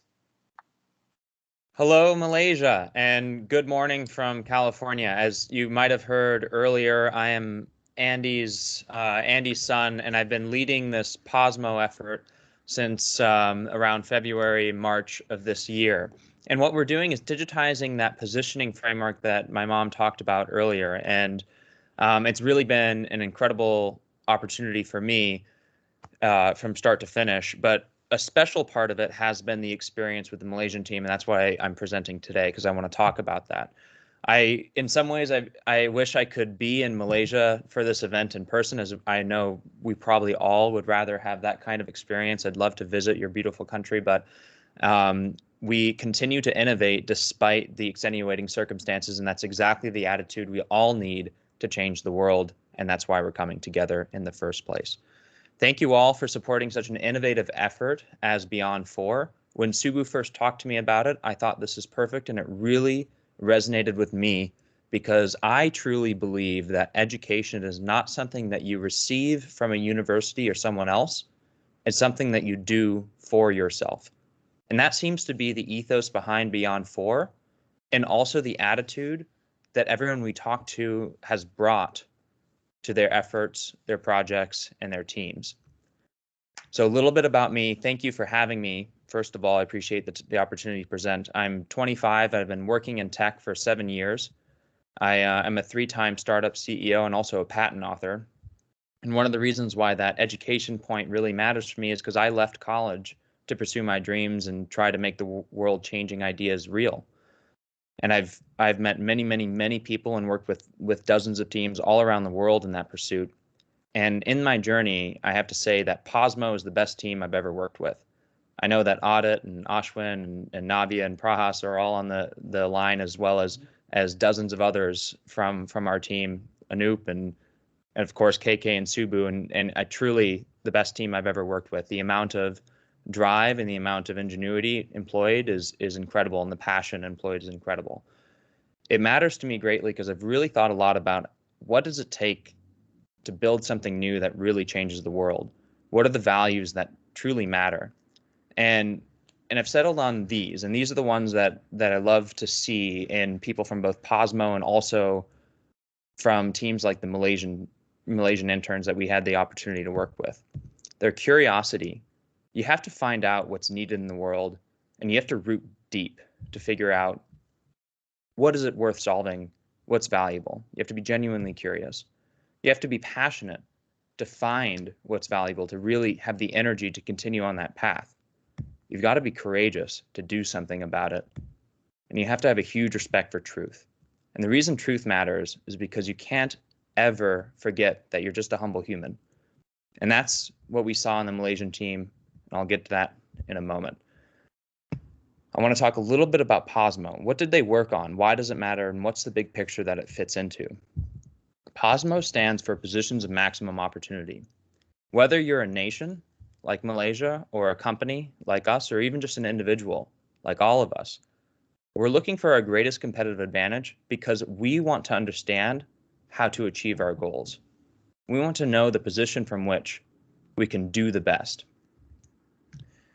What Posmo does in the beginning, in order to help us realize that position of maximum opportunity, is build a message architecture. So what my mom, Andy Cunningham, was talking about earlier was positioning. But how does that actually get affected or executed within a team, within an organization? You have to codify it in a message architecture, and we've come up with this framework. Well, she came up with this framework of what are the messages, how do you organize in a company, how do you codify the strategy in discrete data points that can not only feed a human intelligence, but an artificial intelligence as well. Our hope is that anyone anywhere can take these kinds of tools and compete with the best. What Posmo is really doing is it's taking the top techniques from Silicon Valley and making them as accessible as an app. This is important because the success of your product depends on how you compete with it. That seems like an obvious statement. It's like saying fire requires heat, but it's really, really very important. And your path to success is not obvious. So Posmo is designed to show you where your maximum opportunity is in the market. It can be a twisty road, but technology can really help us figure out how to get where we need to go to compete at our best possible self. And what we see in technology is something we're calling market position intelligence. The holy grail of understanding how to compete is seeing how your doing relative to your peers, how you're doing relative to market actions. That's market position intelligence. So 3 months ago, when we were first hearing about the Malaysian team and understanding how BEYOND4 might help us, Subu had the idea, why don't we give this task to the Malaysian team? Just see what happens. So I thought, great, that's fantastic. We have all this consultant data to go through. We need to organize it. That makes a lot of sense. So internally, my thought was, all right, here's a recent decent project goal for the Malaysian interns. Let's organize 150 client files from 7 years of work. Let's create a navigation tool so we can begin to understand that market position data. It's a simple goal. That was the expectations. The Malaysian team far exceeded our expectations. A surprising amount of value has come from it. Not only did we learn about the market position data, but from the files that they organized and the navigation tools that they found over many iterations of dashboards. I think there's at least 4 or 5 different iterations, not counting each individual attempt, which there was from every team member, and they were all impressive in their own way. But they managed to consolidate to create true value and a real minimum viable product, almost even a product that is market position intelligence, because we as consultants have seen this is valuable today, what they've created. That is very impressive. I'm deeply impressed with their work and humbled by their success. And the biggest reason that they succeeded is because they see what is valuable. They knew intuitively, perhaps because of the country they're from, but I think also because they're individuals with courage. They each showed the curiosity to learn through whatever problem, the passion to push themselves beyond any limitation, the courage to make their ideas real, and the care for the unending pursuit of truth, which we all know keeps us humble and reminds us that we can always do better. What I love the most, though, is that they're not done. They're just getting started. So I want to invite Tan and Haritharan to present their work. Thank you.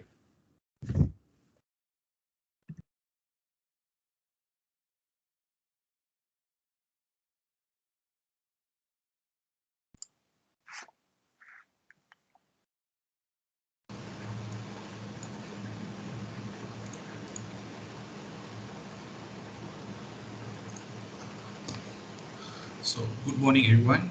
My name is Haritharan and I'm from Project Posmo. So today I will give a brief explanation on the Project Posmo before my colleague Tan show the demo product. So the agenda of this presentation is, first I will talk about the team members, next is project background, third is the task and the scope, fourth is the goal of this project, and fifth is the technology and the tools we use in this project, and the last is the workflow. So for the first slide, I will talk about the team. So these are the team members. First, Tan Hoya. Second, Halima. Third, Haritharan, me, myself. Followed by Awang Muhammad Mirza, Khairul Anam, Lokman Hakim, Muhammad Bintai, Nur Azrin Izzati, and Rushlawati. So these are the team members that are involved in this project. And for the next slide, I'll give a short introduction on this project background. So this project is a collaborative project between Cunningham Collective and the Precision Technology. So the Cunningham Collective is a renowned marketing and advertising company based in US. So Andrea Cunningham is the founder and the president of this Cunningham Collective, a marketing brand and the communication strategy firm dedicated to bring the innovation to market. So Cunningham Collective is a strategic consulting firm specialized in brand positioning and messaging. So the Cunningham Collective helped to build business foundation and create a blueprint for the market success. So like, what's the scope or the task that given to us in this project? So we are tasked to digitalize the various data from the Cunningham Collective into the data set, and also we require to provide the market position intelligence based on this data set. So like, who are going to benefit from this market position intelligence? So these are the three most people that are going to benefit. First is the marketers, second is the new business owners, and third is the current business owners. So like, how this information is going to benefit for them. First, it will help the end users to design better marketing companies, target right audience, or generate the best results. Second, smart decision making. So like for any business, it is vital to have a grip on what their data is telling them. So the business intelligence will help them convert the important informations into structured and analyzable insight. So this will lead to the better business decision and better revenue. Third is increased productivity. So the business intelligence will help in reducing inefficiency bottlenecks, automated tasks, refined process, and prioritized work. So this will improve the productivity of the entire organization considerably. Last, deliver outstanding customer experience. So the marketers around the globe compete on the basis of the customer experience. So it becomes imperative to the... Sorry, Harry, your screen is stuck, it seems. Can you reshare it? Yeah, I just need to reshare the screen. Share the screen.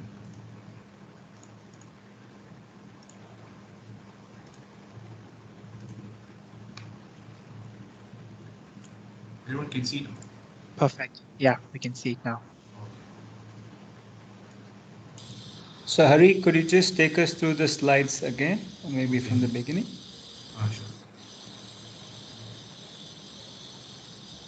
So this is the project Cosmo. So I'll give, so this is the agenda of this presentation. First, I will introduce the team. Second, I'll talk about the project background. Third is the task or the scope that given to us in this project. Fourth is the goal that we have achieved at the end of this project. And the fifth is the technology and the tools that we use in this project. And the last is the workflow. So let's move on to the team. So this is our team member. First is Tan Hoyang, Halima, Haridharan, myself, Awang Muhammad Mirza, Khairul Anam, Lokman Hakim, Muhammad Nur Azri Izzati, and finally Ruzilawati. So this is the team members that involved in this project.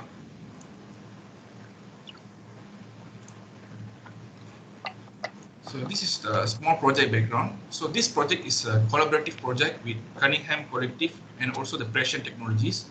So the Cunningham Collective is a renowned marketing and advertising company based in US. So Andre Cunningham is the founder and the president of this Cunningham Collective, a marketing brand and communication strategy firm dedicated to bring the innovation to market. So Cunningham Collective is a strategic consulting firm specialized in brand positioning and messaging. Cunningham Collective helped to build the business foundation and create a blueprint for the market success. So next, the task and scope that are given to us. So the role of our team is to digitize the various data from the Cunningham Collective into the database and also provide the market intelligence, position intelligence based on those data sets. So like who are going to benefit from this market position intelligence? So largely is benefit by the marketers, new business or current business owners. So like how such a business is going to beneficial to them. First, you're going to design a better marketing campaign and target right audience and generate the best result for the marketers. And second is the smart decision making. So for any business, it's important to have grip on what their data is telling them. So this is where the business intelligence will help them convert the important informations into structured and analyzable insight. So this one will be lead to the better business decision and better revenues. So second is increasing productivity. So business intelligence help in releasing inefficiency bottleneck, automated tasks, refined processes, and prioritized works. This improves the productivity of the entire organization considerably. And last, deliver outstanding customer experience. So the marketers around the globe compete on the basis of the customer experience. So it becomes imperative to understand the customers and their behavior. So the business intelligence provides the companies with the customer insight that will help them segmenting the customer to identify their most profitable customer, help attract the right type of prospect, and meet the company's growth target. So this is the goal we achieved at the end of this project. So we divided the goals into the three. First is data extraction from unstructured data. Second is perform data cleaning and migration to the data warehouse. Third, we provide an immersive dashboard to the end user for the business intelligence informations. So what are the tools and technologies that we are used to achieve the success of this project? First, we start from the below that Python. We use the data extraction. So basically, we extract data from the PowerPoint into the Excel using the Python code. And after we use that, we use the Microsoft Excel to store the data extraction that we extract from the PPT inside the Excel. Then we use the machine learning library, which essential in capturing important keywords, which will be showcased by my team member afterward in the demo. And then once we extract those data, how we are going to put into the data warehouse. That's where the Talent comes in.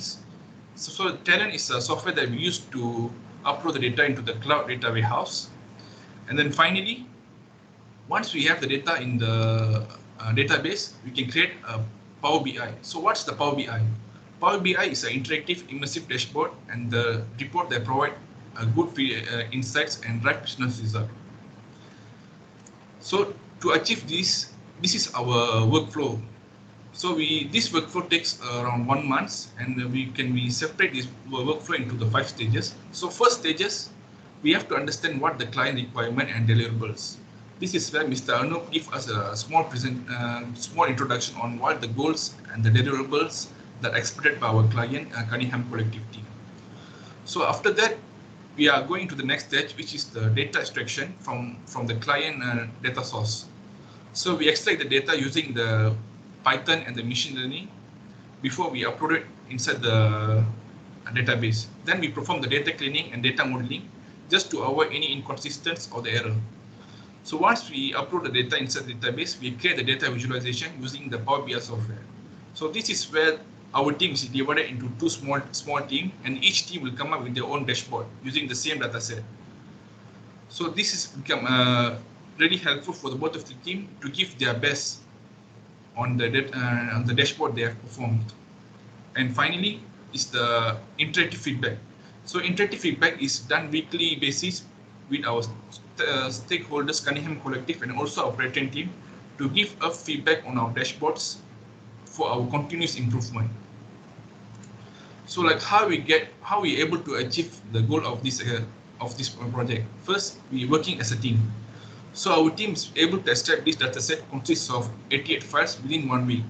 So we spend like mostly 8 to 12 hours daily. Like some of us even spend more than 12 hours on this project to achieve the target. So as a team, we also each other solving our doubts and any inquiries on this project. Next is passion driven. So our team is always try to come up with a high quality dashboard that try to exceed our client's expectation. So we try to look at any possible solution available in the Google, or we try to talk to any expertise of the Power BI just to give the good dashboard that easily understandable for the end customers. Last, constructive feedbacks. So we always receive ongoing feedback and guided by our stakeholder Cunningham team and also our operation team on discussing the strength and the weakness of dashboard. So by doing this, we're able to provide an interactive dashboard which will be useful and easy for the end user. So last but not least, I would like to thank the operating team, Mr. Subu, Mr. Krishna, Mr. Anu, Mr. Kaushal Kishore, Mr. Navin Chako, and also Cunningham Collective team, Ms. Andy Cunningham, Mr. Cormac Siegfried, and also BEYOND4, because without BEYOND4, we will never be here. So Mr. Ruben, Mr. Dylan, and also Ms. Angie. So I would like to pass the demo presentation to my teammate, Mr. Dylan.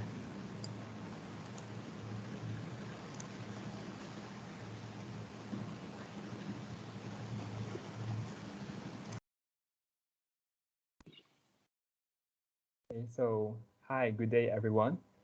Tan here, representing the Posmo Market Positioning Intelligence Project, or simply Posmo MPI.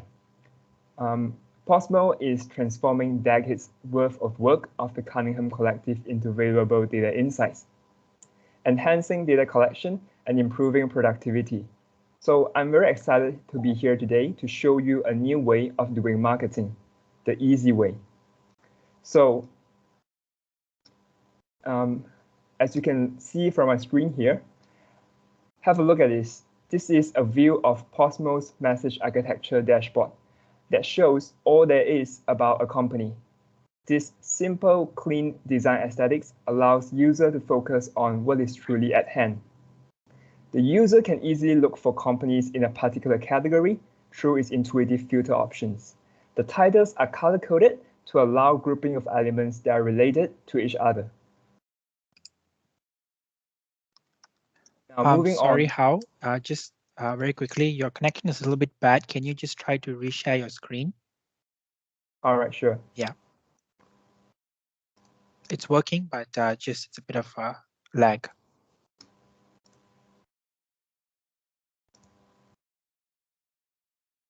Right, can you see it now?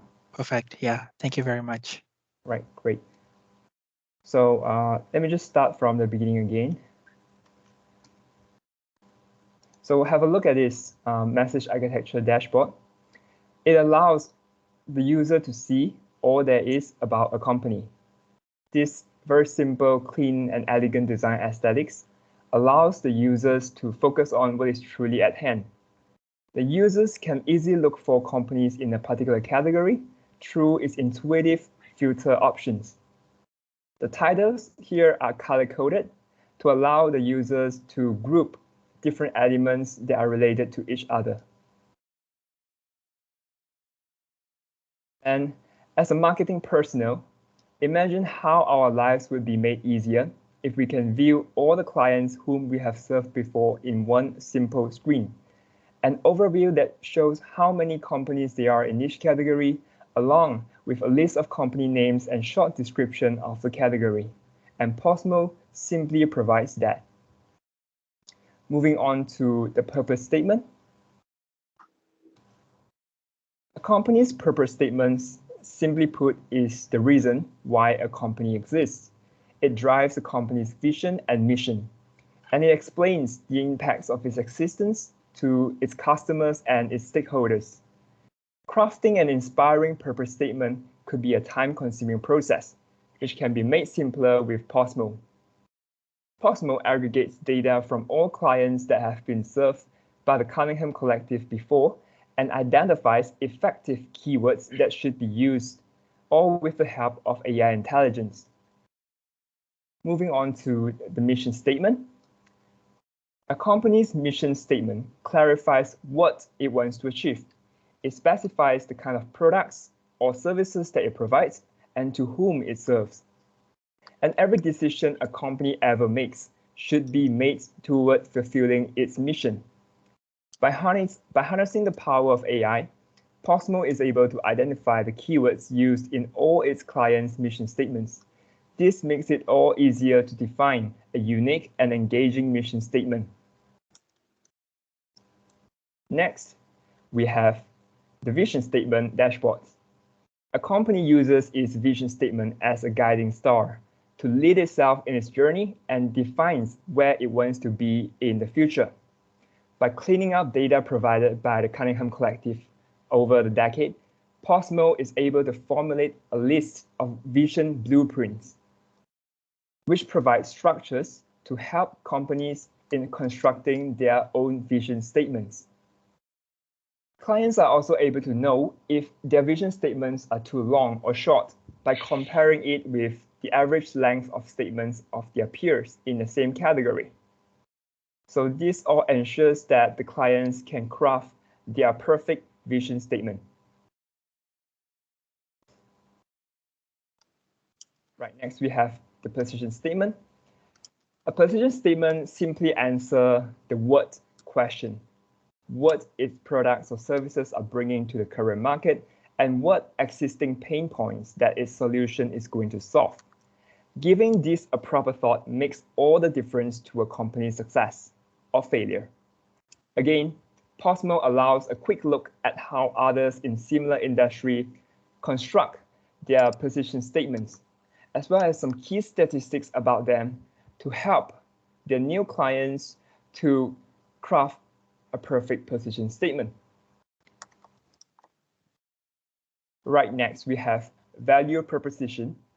Value proposition represents the promise made by a company to its customers. It describes the quality of product or services that the customers can expect to get from the company.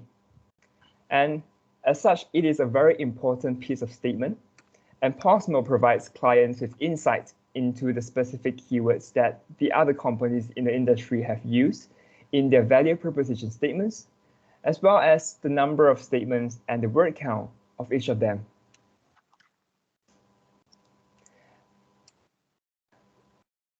And next, we have elevator story. Imagine if you are being given the opportunity to tell a potential investor something about your company on your elevator ride in a building. What would you say? And that is the elevator story, a short paragraph that takes no more than 2 minutes to explain what your company or product is all about to someone who is unfamiliar with it. With Posmo, the process of sculpting an elevator story gets easy, with the client being able to search for the effective keywords used by other successful companies, and therefore reducing the time and effort to create one from scratch. Right next, we have a differentiator analysis. A differentiator statement highlights the factors that set a company apart from the rest. A company or its products needs to have its niche, either from an innovative standpoint, product quality, or the service that it provides. A good differentiator statement needs to be believable. It needs to be valuable to the brand's customers, and it should be specific. Posmo MPI works on delivering that differentiator statement by offering multidimensional analysis through keyword search, category filtering, and statement length analysis. Right on, we have target data, or the target market, audience, and influencers. Knowing or not knowing the target market, audience, and influencers of a company will either launch a company to great success or lead them to plunge deeply. The Posmo MPI simplifies the work of identifying the target market and audience of a company by analyzing the competitors' market and audience as well.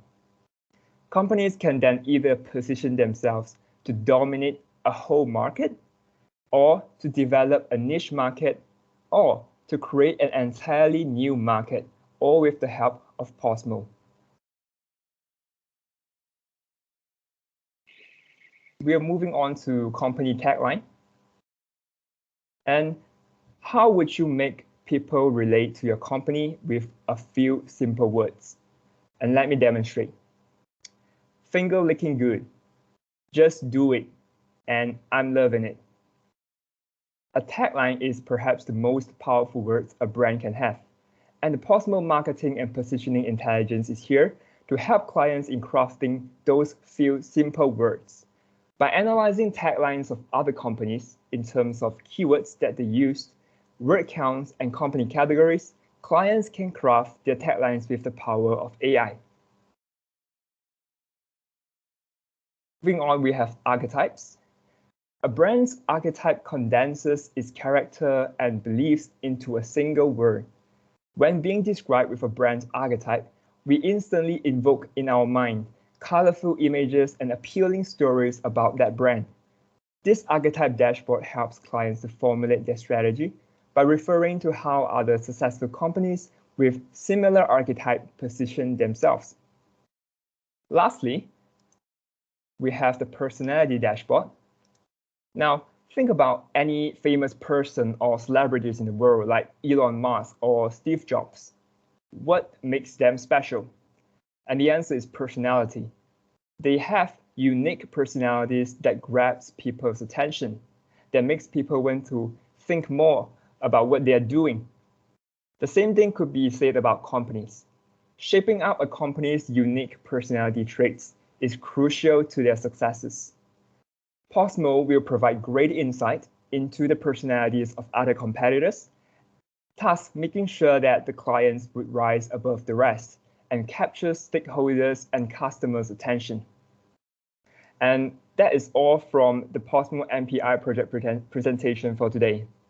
And I'll pass the stage to the host for the next session. Thank you. Actually, Tan, how? Yep. We have a video presentation for our group. So I would like to share my screen. Right, so we shall pass the stage to Muhammad Taib. Thanks, everyone. Okay. So is my screen visible? Yes. Are you able to Yes. see my screen? Okay. Make sure you share sound, yeah, for your video. Is it audible? Sorry, is it audible? No, we're not hearing the sound. No. Hold on.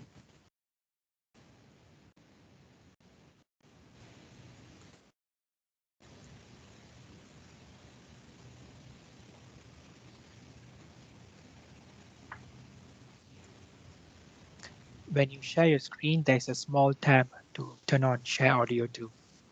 Okay. Sorry. Okay. I'll be share my screen. So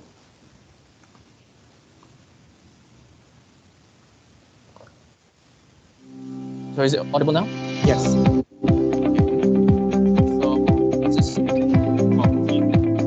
team consists of the team from Thailand, team from Malaysia. These are the Malaysian teams. So Apa is the project we're working on. For about 3 weeks, we work on developing data visualization that combines business intelligence to help clients understand and establish their positions.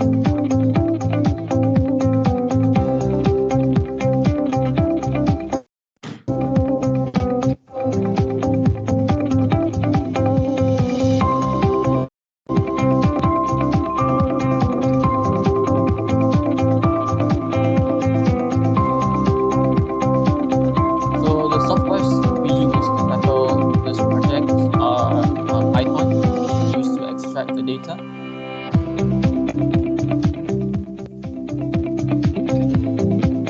Microsoft Excel to prepare the data.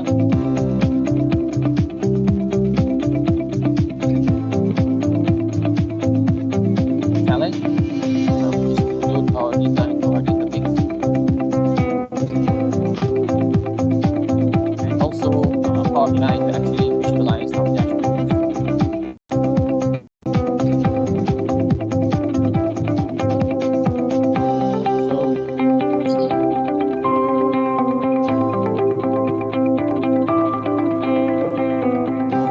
So throughout the first 2 months of our program, we've learned how to use the tools and technologies needed to work with for our data analytics projects. Finally, actually use it in our project. So we've had constant discussions and feedback with the project and collective team to improve the results that we came up with.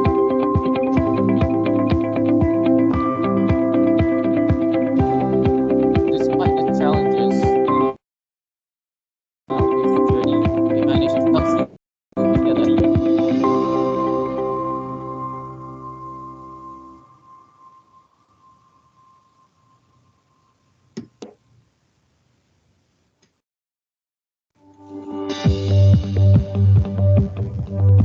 So although there were differences in time zones among our team, we've proven that it is doable.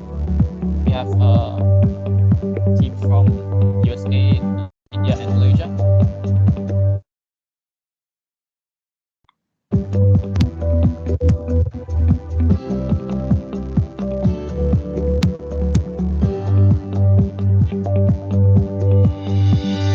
So this is all from us. Thank you. Thank you for letting us start.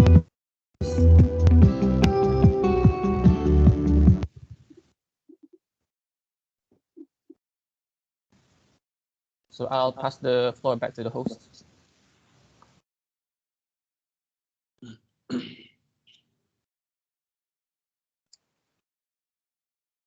All right. All right. Where else can you have Mr. Comac? Only at BEYOND4 in Malaysia. Delighted to have mother and son at the BEYOND4 ecosystem. Hoping to see you in Malaysia very soon for the growth of BEYOND4. Thank you, Mr. Comac. Wonderful to have you share your thoughts and advice for everyone here. And Postmo, your genuine appreciation towards these projects are most admired. Thank you, Hari and Tan, for your concise presentation today. Congratulations to Postmo, Talencia, and ROS. Rose, you've made a lot of people proud with your achievement. Real projects, real people, and real problems being solved with speed and structure. You have set a benchmark for the first cohort of the BEYOND4 LAUNCHPAD 360. All right, we are almost to the tail end of our event today. We are going into the epitome session with the panelists and a little bit of question and answers. So I hope all of you are still joining in this session. We would appreciate if you can turn on your videos as we are reaching the tail end of the program. As you know, every event we will take photographs. Right now, probably we will be taking virtual photographs. So appreciate if you can come, turn on your camera and come online and support this program further. Well, joining us today in our session, we have Ms. Kwek Soo Yin, Executive Director of Hong Leong Foundation, Dr. Sumitra Nair, Vice President and Head of Digital Skills and Job, MDEC, Nazrul Aziz, Head of Graduates and Emerging Talent Corporation, Sdn Bhd, Mr. S.T. Rubaneswaran, Chief Executive Officer, BEYOND4, Sdn Bhd, and Mr. Krishna Kumar, Chairman and Chief Executive Officer of Prashan Technologies.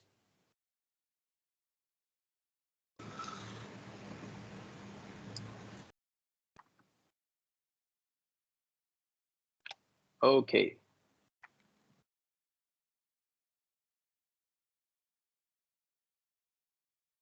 We have Ruben online, Mr. Ruben. Raymond, you want to start with the other panelists? Yeah. So, so all of the panelists are here. Also, okay, just hang on. Right. So we will start with Prashan, Mr. Krishna Kumar. Just a question for you.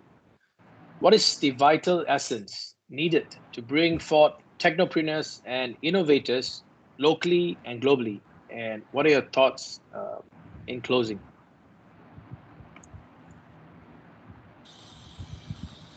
Well, thank you once again, Premium team. That was a fascinating end to the whole show. Congratulations to all for putting up such a brilliant show. Amazing to see the talent, display of the talent across all projects. So congratulations once again to the entire team. Well, what exactly is needed by the tech entrepreneurs, and the question with regards to how to make it big? Well, the first and foremost is the fearless attitude of what we were talking about. So many a times what comes in the way of innovation is what we already know and the challenges we are exposed to. So having an open mind, being fearless, that is something that helps you a lot. The second is the problem to solve. We all have ideas, everybody have ideas, but how do you bring ideas to reality? So if we elevate ourselves to understand what is the problem we are actually trying to solve, and how do you bring that problem to the solution for the problem to reality, so that would actually help entrepreneurs to bring solutions to the much needed scope of users that is there. It's not always technology that drives the solution. Technology is a tool to actually provide you with the solutions that you need. So the problem to solve and an open mind and your passion that you have to bring. It's not easy to build products. Well, we all know the kind of statistic that startups succeed with. Well, what really makes it successful? So your perseverance for a long period of time. So your fearlessness, your perseverance, the problem that you're trying to solve with the passion that you bring on. These, I would say, are critical ingredients for a person to succeed. Of course, needless to say, tech expertise is definitely needed. So that really is your pioneering, pivoting thing which drives it. But above this are all these critical ingredients, which I see a lot in the Malaysian team today. Thank you very much, Mr. Krishna. It's being fearless, open-minded, focus on reality and passion, right? Building tech and expertise. Wonderful, wonderful insights and wonderful points. I hope all of you are taking it down, right? So I have the next question. Let's see. I'd like to invite Mr. Nazrul to what are the demands of future digital skills in Malaysia and your thoughts of the LAUNCHPAD program.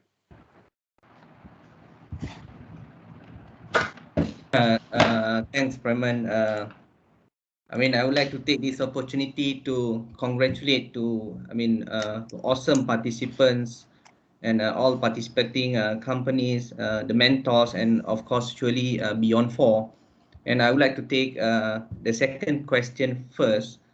I think LAUNCHPAD program, in a way, has succeeded in developing our young talent from just another graduates to gems in the market, in the job market. Within that very short span of time, that 3 months time, I think is amazing. The amount of work that they have put together as a team, I think is wonderful and amazing. And the best part that I observed from the presentation is that it's not so much about the technical capabilities alone, but LAUNCHPAD basically mold them to have that business sense. So basically, they always see the tech only as a tool or as a solution. So the real solution lies on whether it's applicable and feasible in real business strategy and operation, especially from the financial side, from the human capital productivity perspective. So that's the beauty of the program. And I must also give credit to the participants. Some of them are not even from tech background. So that shows that if you have the right growth mindset, nothing is impossible. So that's for the program. And for the demand of the digital related work, I think Dr. Sumitra is also here. She's the expert here. But I would say that we can see the trend from our critical occupation list that we have produced every year, that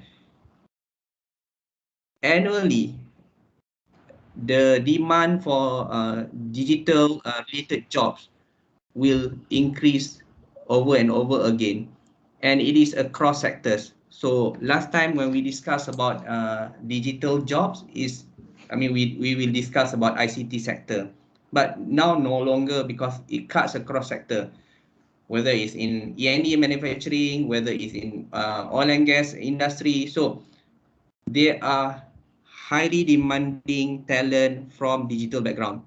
So I would say that those with digital capabilities, or even professionals in the workforce, if you have that digital capabilities, is an advantage to you. I would say that. So yeah, that's my feedback to you. Thank you, Mr. Nazrul. Definitely, LAUNCHPAD is molding new talents, and definitely the high demand and trending in digital is definitely booming. It's becoming a go-to for almost all young talents in the world, and as well in Malaysia. And all of you are also being part of it. Wonderful. So next, we'd like to welcome Mr. Subramaniam. Are you here?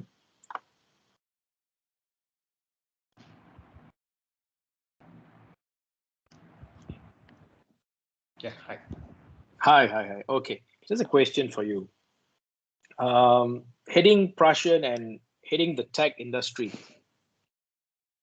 with extensive initiatives, and what are your inputs for the direction, especially for Malaysia, moving forward? So thank you for this. I've been working closely with the teams here, and more so with the Posmo and Talentia global team. And the video which was played in the end, I know that that was done in just 24 hours. And I really commend the people who could do this, stretch this. I'm sure they put in late hours yesterday night to make this happen. So congratulations to all of them. And I also liked what Nazrul spoke about. So technology is no longer limited to ICT, and it's just cross-cutting across all the sectors. So to just answer your question, I would say the means to the destination can be many. And I hope Malaysia creates its own journey. You don't try to replicate someone else.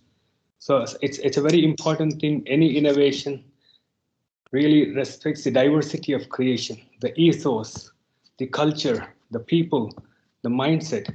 And this to me has been the biggest learning working with the Malaysian talent. So I would just give some basic stats. The global economy is now headed almost to $90 trillion. And the digital economy is a mind-boggling 15% of it. So almost everything that we do today is all digital, which means we are having close to $13 trillion of digital economy. And then post-COVID, thanks to COVID, everyone is impacted by technology more today, perhaps in the right way. Now, my mom buys all her groceries on the phone, which was unthinkable perhaps an year back. At 72, she's a heavy user of technology, not because she has to use, like she loves technology, because that's become the new reality. So I think there's going to be a huge shift in moving towards a digital economy.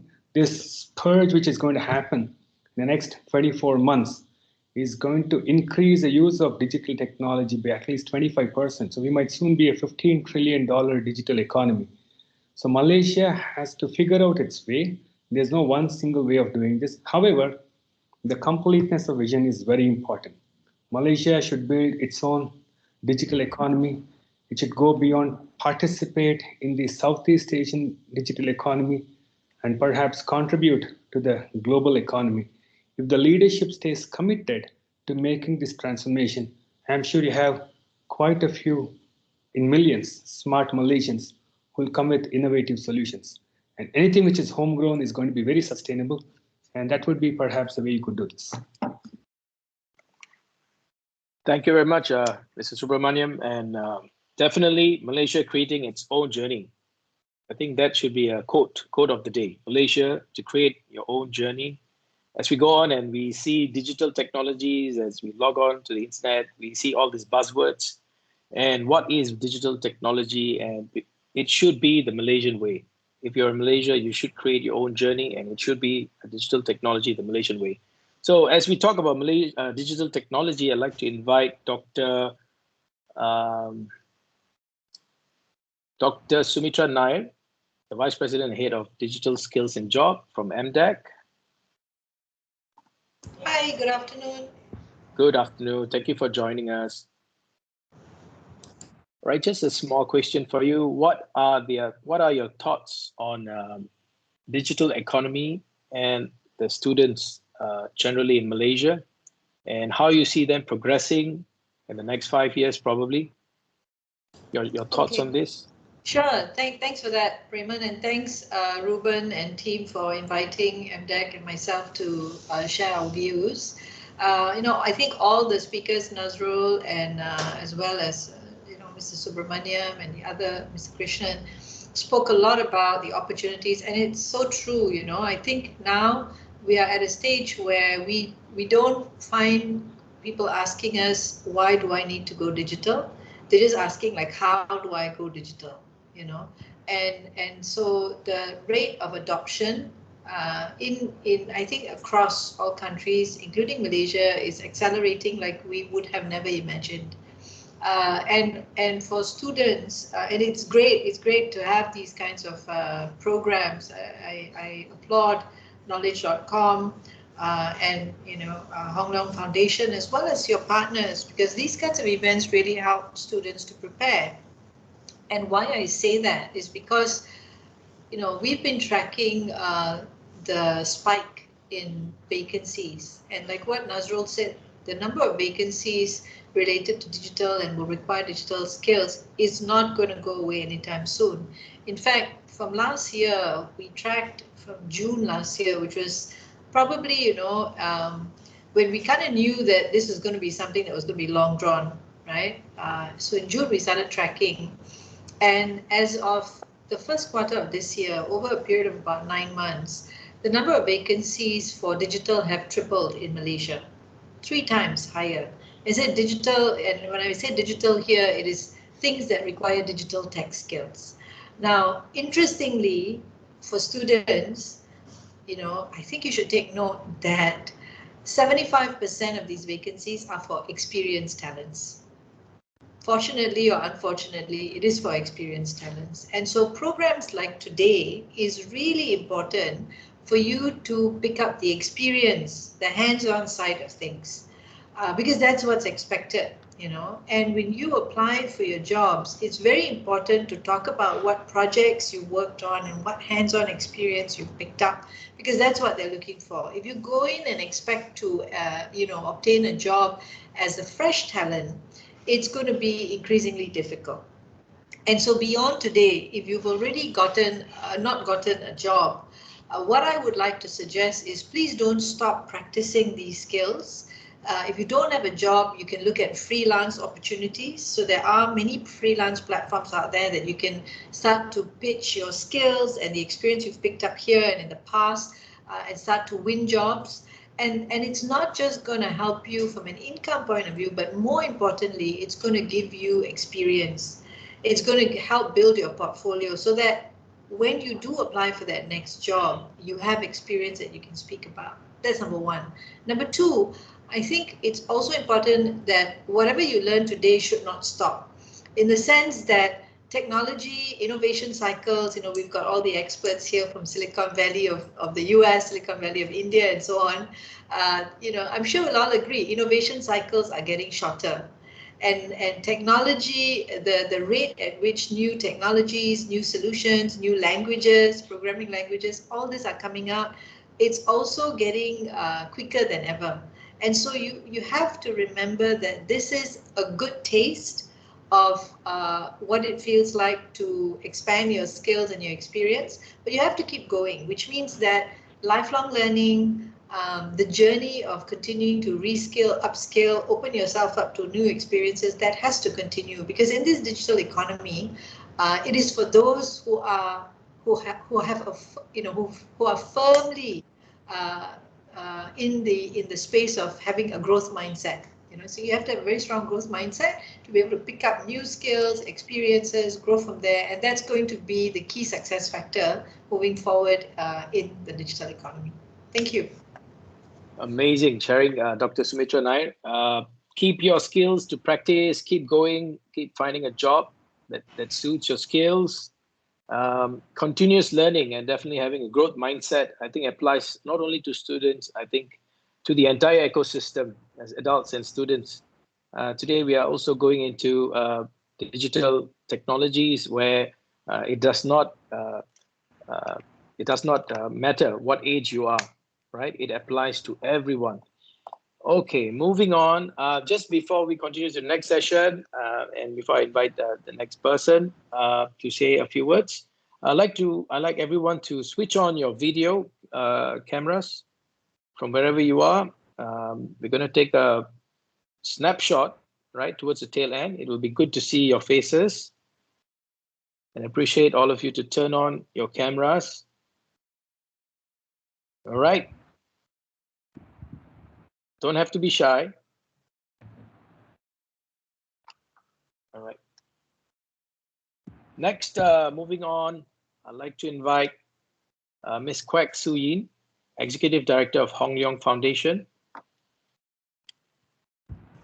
Hi.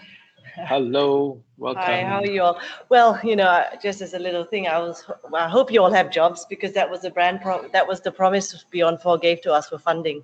But I'm just teasing. I was really very impressed listening to all of the presentations, and I was so proud, just to see you all speak and be be comfortable in your own skin and to be able to express yourself, because storytelling is such a strong skill that we need for the future, right? Sadly, there is a little bit of gloss involved in all of this, but I didn't feel there was gloss. I felt that, you know, as you presented, there was some substance there. And of course, half of it I didn't understand, which is probably a good thing because I'm not very digital minded. I always say I'm an analog person that was pushed into the digital world because of COVID. But nevertheless, I was really, really very impressed. And I'm so proud and really happy for all of you, because the future is so unpredictable. And to even start on a course like this, you know, you stop employment, you go on this course and you're going to get retooled and reskilled in the hope of future employment. That takes a lot of guts, you know, and of course you had no income during this whole time. So I really am very, very proud and very inspired by all of you. And I really hope that from here on, you know, the future lights brighter for all of you. And I really, really wish you all good luck in everything that you do from going forward from now. And you know, the fact that we have like 23 odd kids or 20 odd kids or young people, I should say, and then we have 63 people supporting them, that really touched my heart as well. You know, that we all come together just to you know, help them a little bit and to listen to them and to sort of mentor and support them. That was really nice. Thank you for everybody for organizing and you know, and Beyond4, I was just joking. You know, you guys have been great with the kids. It's not just a one dynamic show. You go and learn digital and that's it. Goodbye, right? It's the whole mentorship into a job, soft skill building as well. Thank you. Thank you very much, Ms. Quek. Thank you for your warm wishes, and it is such a delight to see you. Right, so now we're coming towards the tail end, and we'd like the cameras to turn on, but looks like we have a shy bunch here. Can we take some time, a minute or two, to turn on everyone's camera? I wish I can do it remotely, but I can't.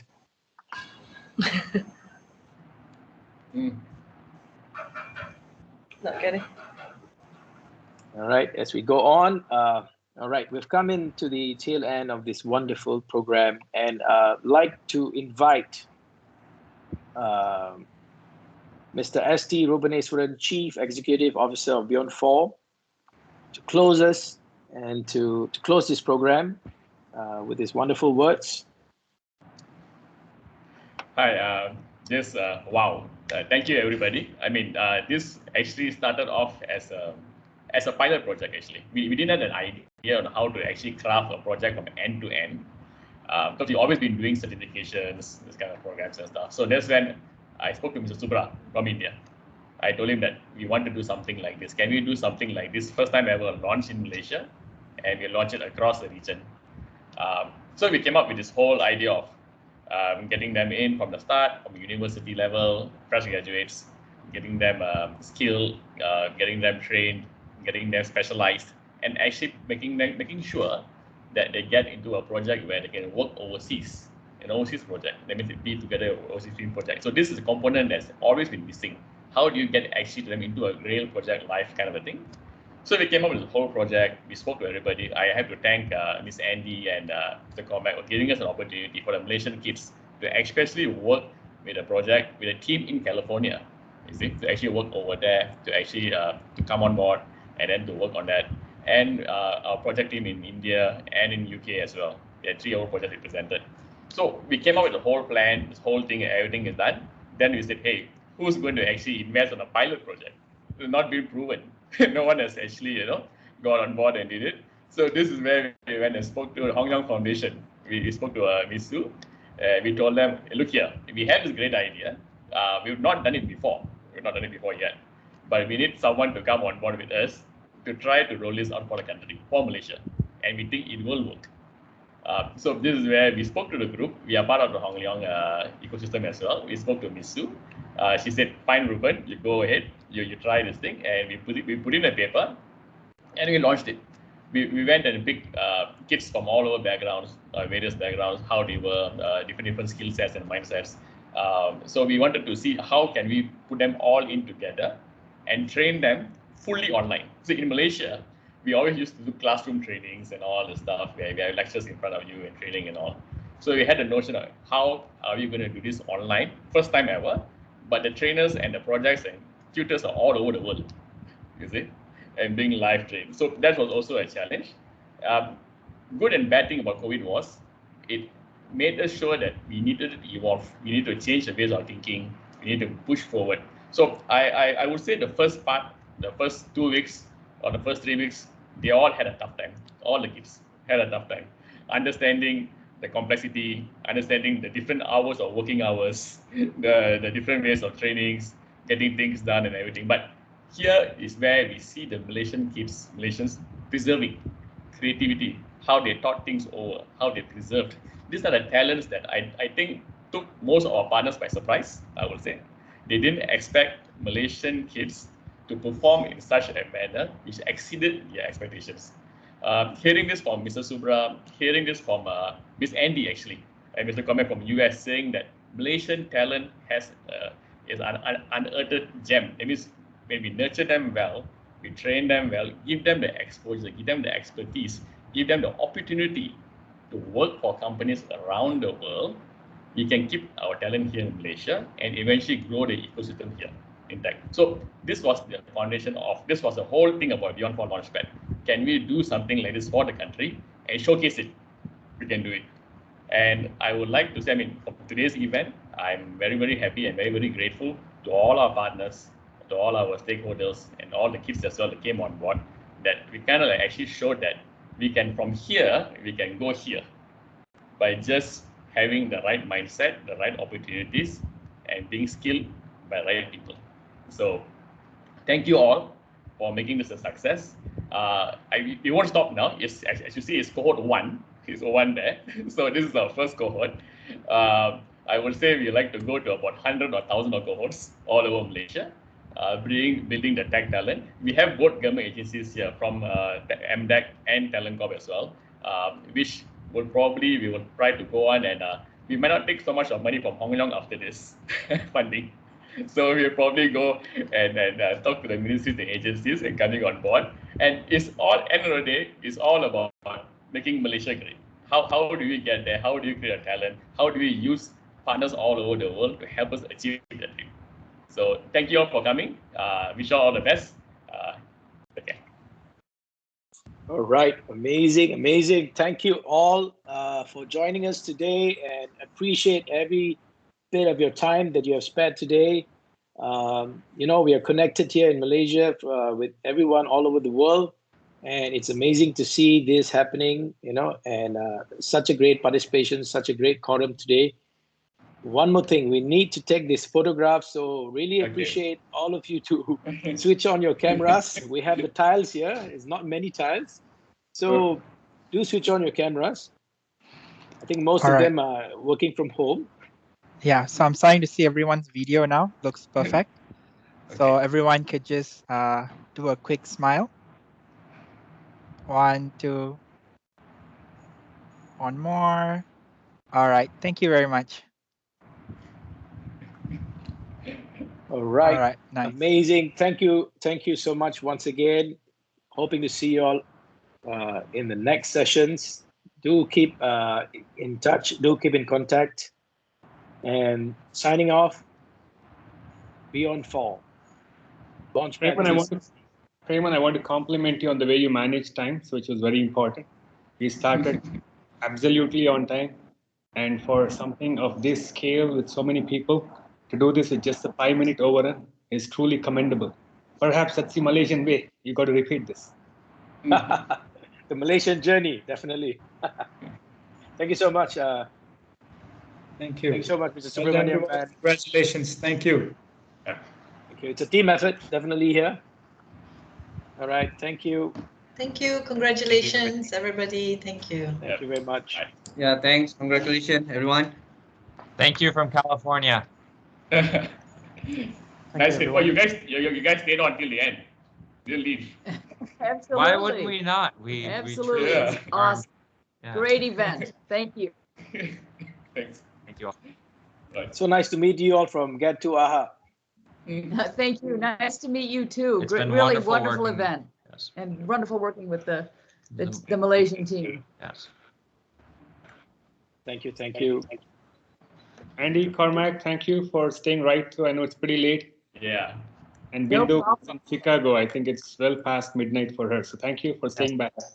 Yes. Bindu is yes, the MVP. Bindu. Yeah. She's gonna go to bed now. Good night, Bindu. Good night. Thank you. Wonderful event. It's We my enjoyed it. pleasure. Thank you. Yeah. Thanks, Bindu. Learn. Thank you. Thank you.